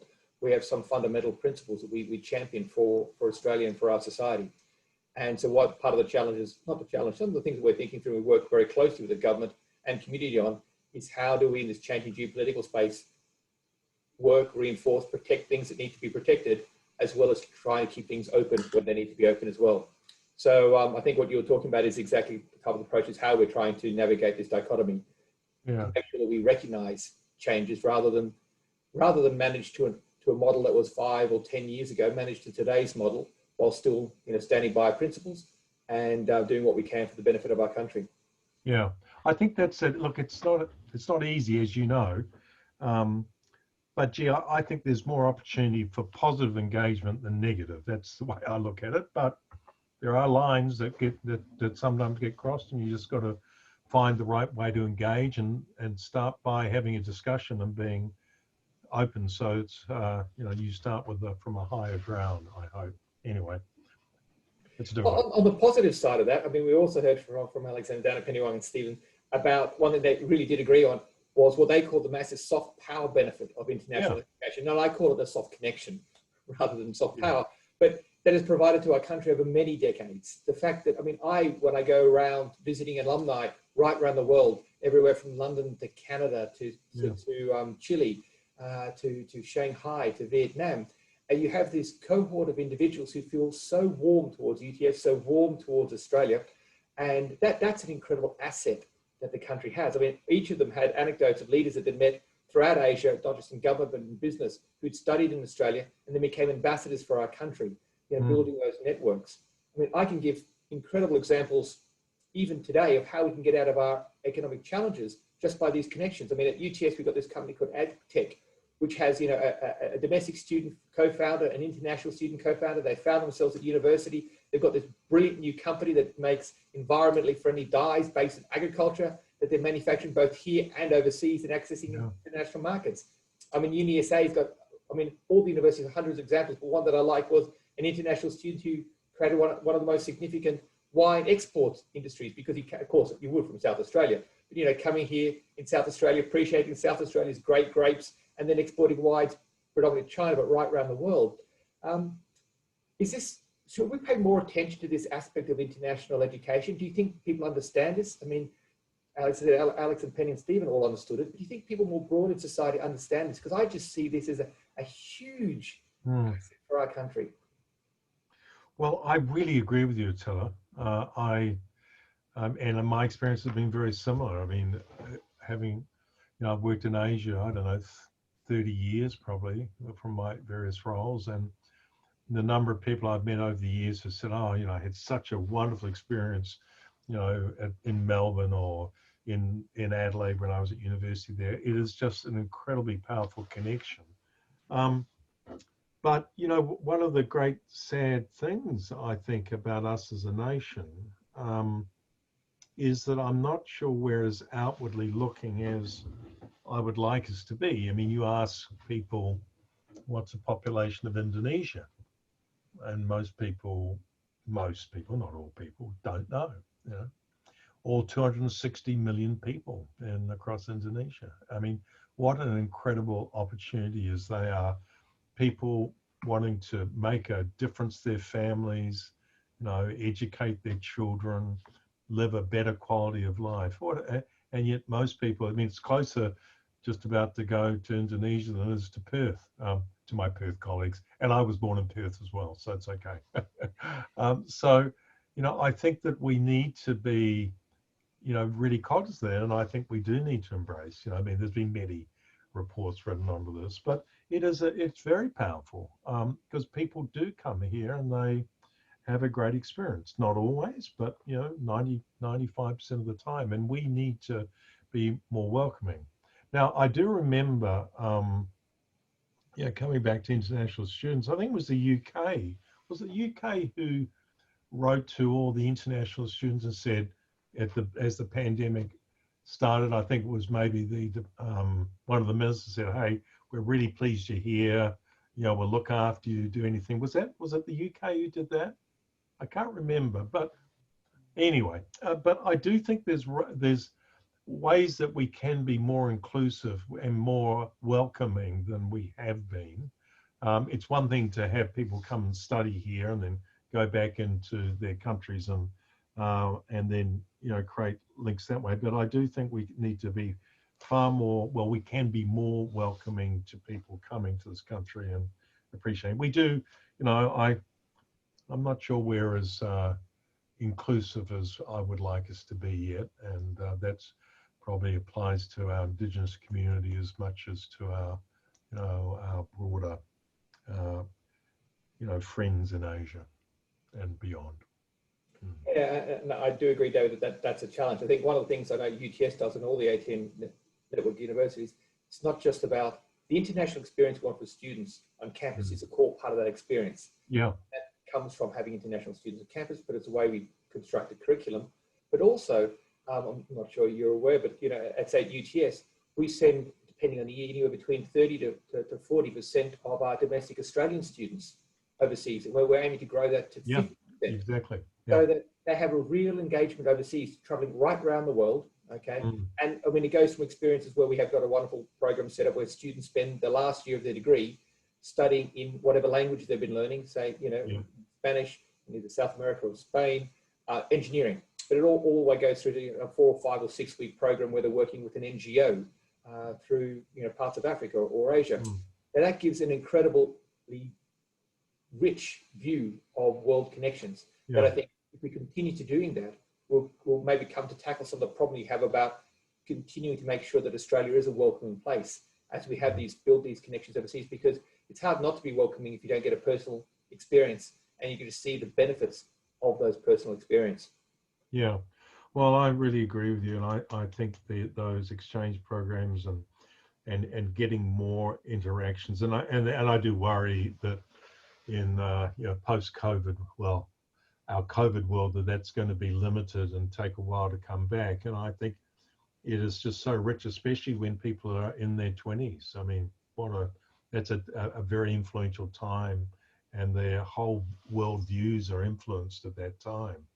So we need to continue to encourage that and create avenues for it. But look, unfortunately, I think for a little while, we're going to be still grounded. So the sooner we can start to expand, the better, both incoming and outgoing. Do you have any answers on the vaccine yet from UTS? No, it's terribly sorry, David. None of that. We do lots of things at UTS, but the vaccine is not one of them.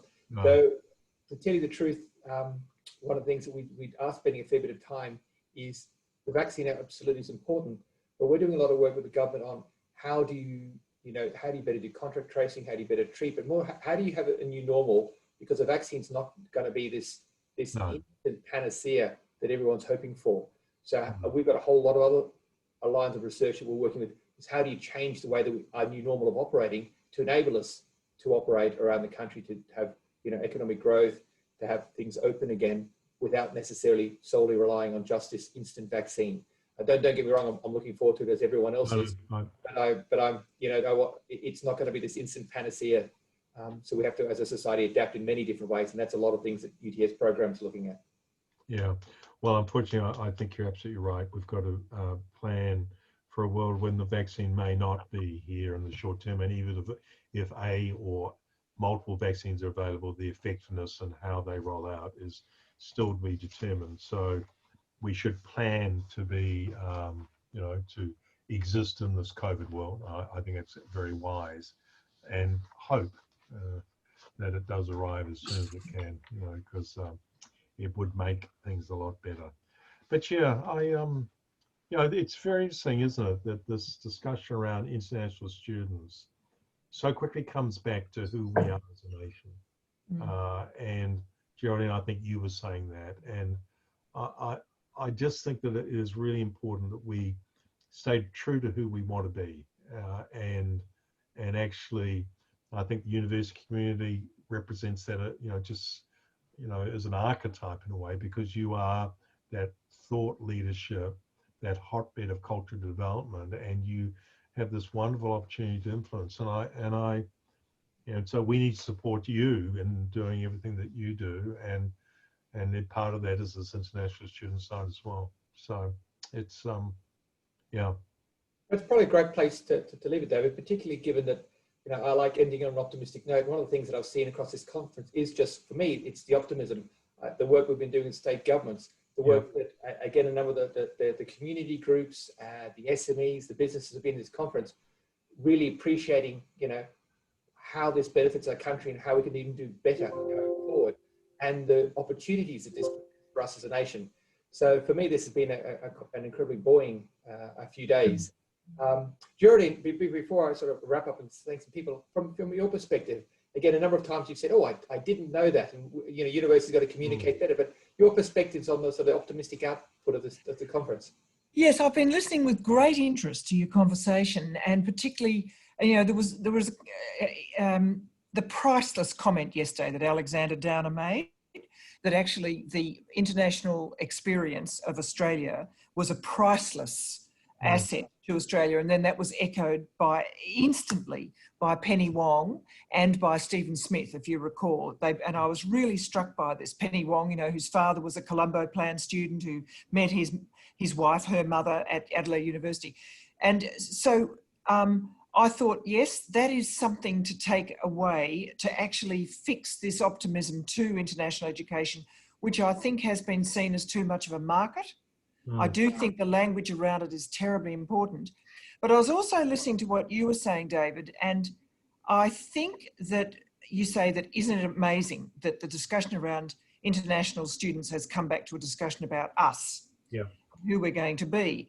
And of course, this great sort of decision-making is coming upon us. And I can't tell you how much I think about this. The words I have come to loathe is an abundance of caution. You know, we've been told to have this abundance of caution during the COVID by all manner of people. And I think it has really tripped, people will criticise me for this, it's tripped a fear cautious mode in the Australian psyche. And of course it had to do that a bit. But I reckon we've got to move to this other stage, back to this sense that to take no risks is a very dangerous thing too. And particularly for a little country, you know, we're an amazing culture, a long way away from our traditional cultural roots. And there is this abundance of caution thing can almost trip the people who sort of say, oh, close down, pull in, pull up the drawbridge, Fortress Australia, you know, this is rational. Well, only at one level is it rational. And in a way, the international education discussion plays right into that. And there's going to be a real contest of temperamental styles, in my opinion. And I, like you, David, at the risk of giving Attila another challenge for the university sector, I do believe that the universities who've been given a huge shake-up and shock because of all of this have got to come out of the blocks thoroughly confident about them representing in this international education sector a sort of open face to the world.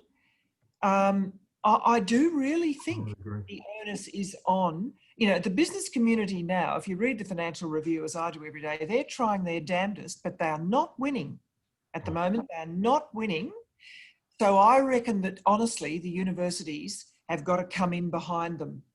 And you've got to think about champions. You know, I was thinking people like Gus Nossel, Sir Gustav Nossel, you know, who was this amazing, attractive face of science in Australia. And you need a bit more of that to sort of almost calm down those people who've had all of their fear components absolutely ramped up. And the doctors have been very involved in this. To me, the next stage out, which I've certainly got from this conference, I think that's got to be the hallmark, so that people who don't feel they're sort of winning massively can see that there are winners who will represent them, if you see what I mean. That's what I take out of it. It's exciting, isn't it? It is exciting. Think big and bold. Think bigger, which is, you know, the Radio National little sort of mantra, think bigger. But we've got to make sure that think bigger doesn't just mean for the winners to think bigger. No, I understand. Looking on and saying, well, they're winning, am I winning? To me, and I do think, Attila, there is a role for universities to play here. Do you think that? No, absolutely. And that forms back to the core of what our role is, where we are public institutions that help society. You know, we do that in good times, and it's even more important we do that in challenges. Okay. And one of the joys that universities have always had is making sure you've got, you know, sort of fact, evidence, rigor in societal debates. One of the things that I think people forget, that is a core role of universities, not just our education, not just our research, but our ability to support important public debates. But also, you see, often coming out of the universities is hope. And that's what I think is really, really important going forward. Not in any way diminishing the challenge we have, not in any way diminishing safety concerns and making sure we look after people. But I do think, universities have always been and need to continue to be in these times bastions of hope for the future, what the future can bring. Yeah. Good. Say that again and again. I agree. And by the way, Geraldine, Attila, I've got to say, Attila has been the epitome of that. I mean, I see Attila, in industry, in Canberra. He's active and he's proactive, promoting what a wonderful, wonderful group the university community is, and the role they take, and also taking responsibility. So, Attila, thank you for all you do, and Geraldine, great to see you as always. All right. Well, look, we're all in furious agreement. That's right. Very, very friendly. Feeling upbeat. Thank you very much indeed, David and Attila. I really appreciate it. And that does, in fact, it concludes our session. And I want to thank all our panelists. I think it's been very rich pickings. Honestly, I really do. I do a few conferences, and I'm struck again by how much the technology has enabled us to hear all sorts of different things, which has been really a treat. We do have a short message from the Minister for Education, Dan Tehan, delivering some thoughts via video message, which we'll hear now.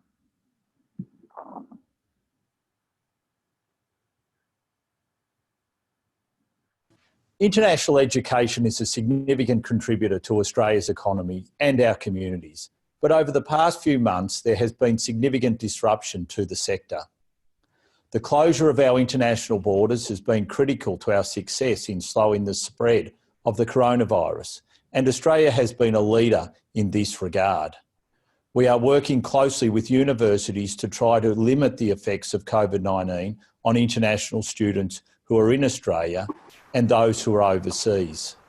Throughout the pandemic, international students have been able to access support initiatives worth about $1.5 billion provided by the federal government, state and territory governments and universities. International students are extremely important to Australia and our economy, contributing $40 billion annually and supporting 250,000 jobs. The international education sector is Australia's fourth largest export. I commend universities for quickly and effectively moving courses online and accommodating students to continue their learning throughout the pandemic. We are all doing what we can to get our tertiary education system and our international student cohort back on track. Students want to study here, and we want to welcome them back in a measured way when it is safe to do so. Thank you all for providing the health and wellbeing support services and the ongoing education framework needed by international students at this time. We will continue to work together to ensure we are delivering our best for our international students and to maintain Australia's high regard within the international community. Thank you, Minister, very much indeed for those words. And I'm thinking of hope. I believe we now have the signing of an agreement between the ATN and the Philippines Commission for Higher Education, and I would like to ensure that Dr. Prospero de Vera III, Chairperson, and Her Excellency Ma Helen de la Vega, the Philippine Ambassador to Australia, are both on the Zoom. I think, oh yes, they are, I can see you. And I'd like to call on Professor Brungs to provide some preliminary comments on this agreement. Thank you kindly, Geraldine. I too would like to acknowledge and thank Dr. Prospero de Vera and Her Excellency Ma Helen de la Vega. Thank you very much for coming today. Australia and the Philippines have had a long and proud history of bilateral cooperation. Australia and the Philippines cooperate closely in a number of areas, including defence, counter-terrorism, law enforcement and development. In recent years, we've focused on growing people-to-people links with trade, investment, cultural exchange, but particularly around education and tourism and migration. Significant numbers of Filipinos have migrated to Australia since the 1960s, made huge contributions to our country. And the Filipinos remain one of the fastest growing immigrant communities currently in Australia. I think in the 2016 census, there were some 300,000 Australians who were identified or identified themselves as having Filipino ancestry, up 35% on the 2011 census, which is fantastic. From my particular perspective, it's wonderful to see the education ties between our countries growing and becoming richer and deeper. The ATN member universities, we've got a long and enduring partnership across the Asian nations. We've got 5 campuses right across Asia, delivering degrees through 6 teaching and learning partnerships. In total, we have some 63 active teaching and learning agreements and some 17 collaborations across the ATN.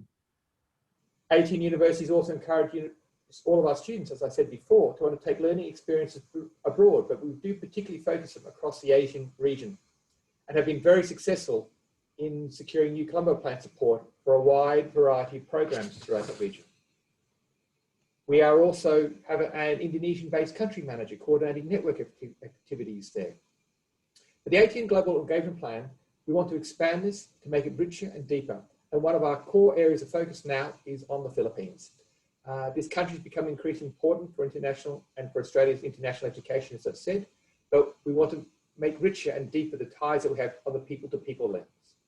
So this MOU encourages collaboration in research training, in students and staff mobility, and giving the opportunity for dual degree programs, and importantly from transnational education.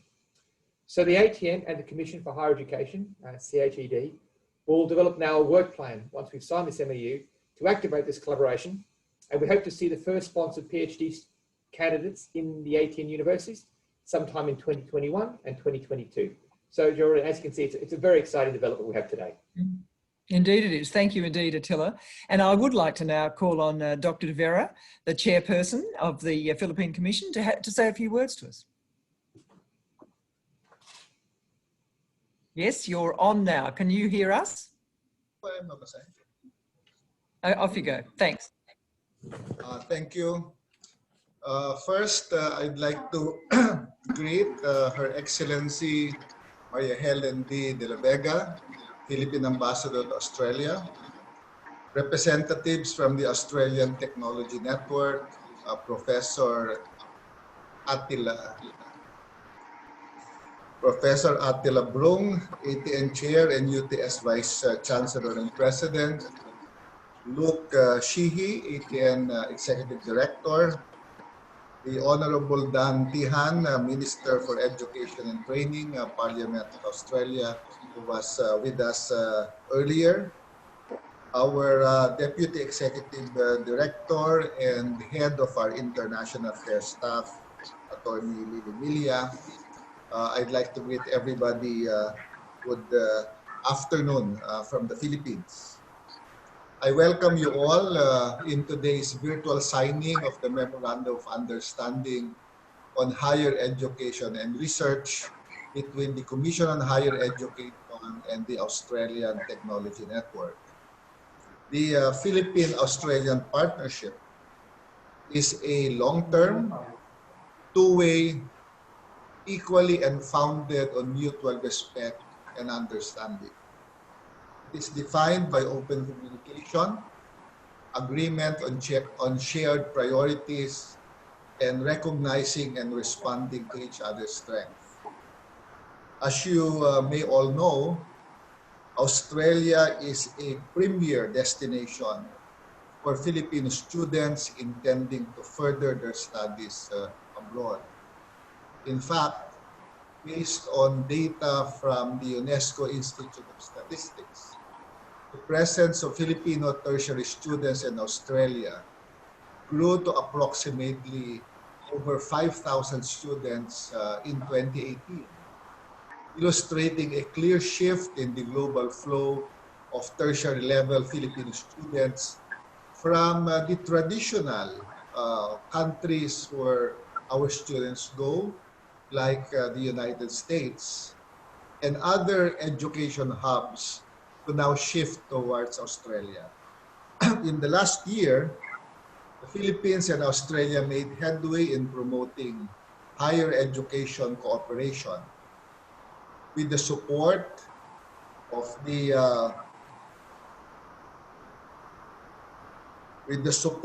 Philippine Embassy in Canberra, headed by Her Excellency Helen B. de la Vega, Philippine Ambassador to Australia, who is present today. I remember before the pandemic, our ambassador and I had a long meeting here in my office, and she has aggressively pitched that we push for more cooperation and more engagement in the coming months.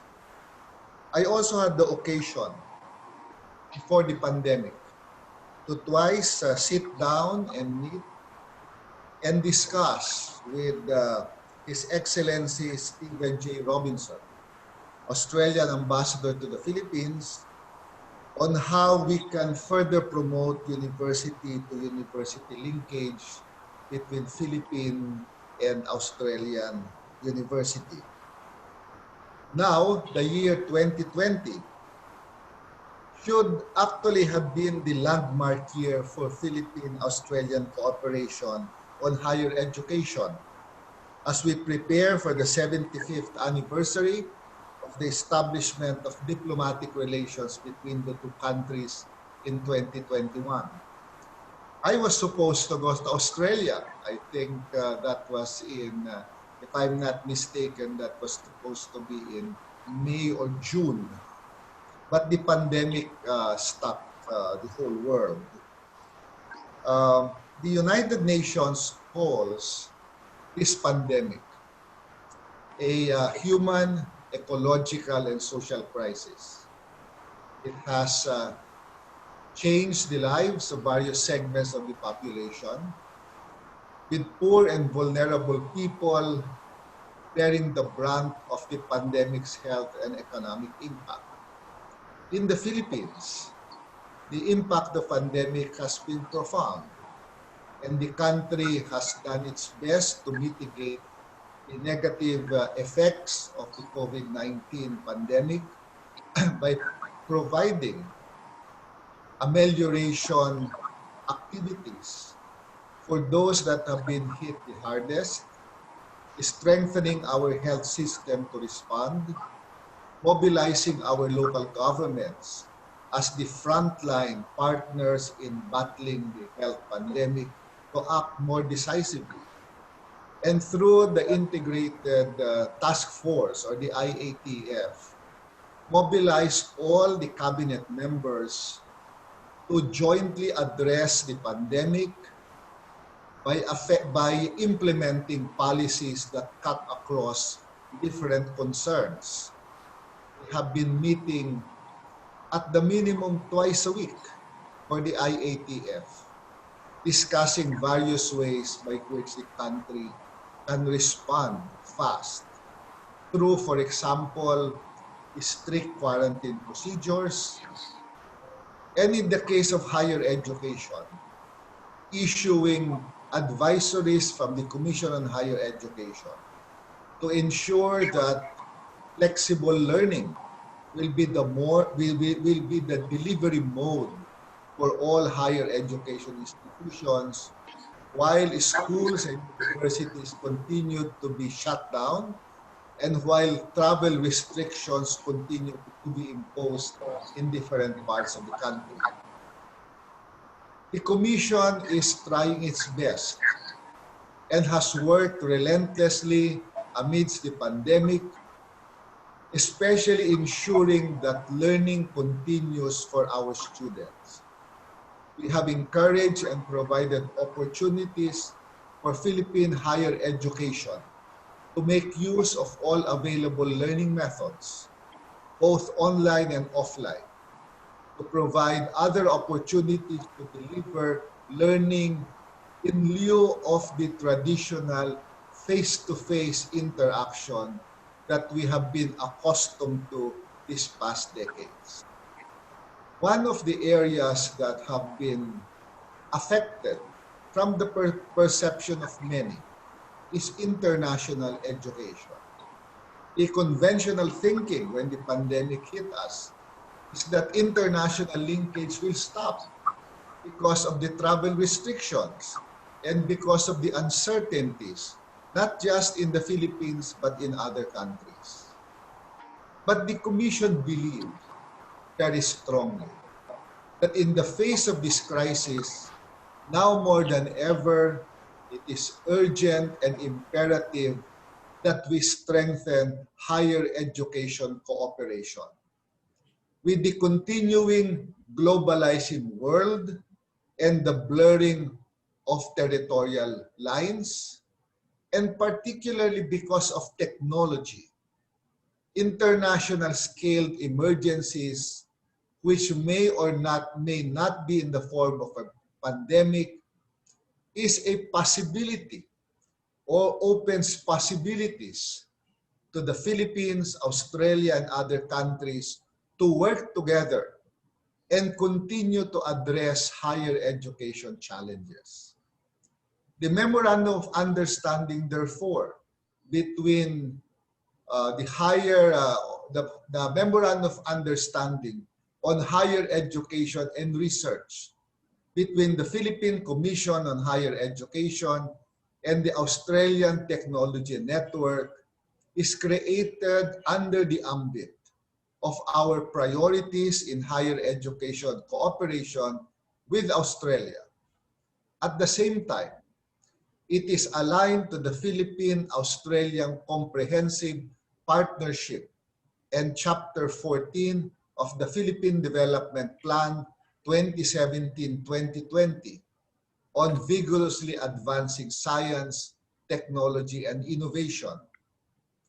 It is expected that the agreement will pave the way for partnership on specific programs between Philippine state universities and colleges and the Australian Technology Network on creating and supporting pathways leading to PhD programs for higher education faculty and staff, cooperation through established potential split-site dual degree programs, participation in seminars and academic meetings, exchange of materials, information, and training resources as jointly agreed, and joint research activities for professional development and training.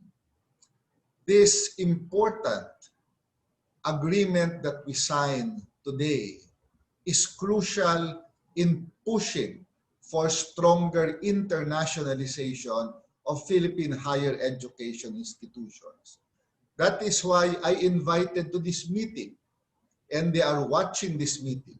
I have invited presidents of state universities and colleges in the Philippines so that they witness this momentous undertaking, and more important, so that they can now fully participate as we prepare in the development of international linkages. On the part of the Commission, we have already coordinated with Austrade in Manila in holding networking and related sessions as an initial step in the implementation of the agreement. So once again, I thank our partners from Australia. I thank our university presidents who are watching our session today for your urgent action and participation in today's signing. Good afternoon, everyone. Thank you very much indeed, Dr. De Vera, Professor De Vera. And also I would like to acknowledge that Her Excellency Helen de la Vega is on the line too. So thank you very much indeed. And look, it does sound a marvellous level of cooperation and all sorts of possibilities and hope. And I'm delighted that there are various presidents of universities listening. So that's welcome to everybody. Thank you again. And thank you to the ATN for organising this conference, which I think offers all sorts of prospects. Maybe you'll do it again, Attila, in a year's time and see how you go. It's been a privilege. It has. Thank you very much. And good afternoon to you all. Thank you, Geraldine. Bye-bye.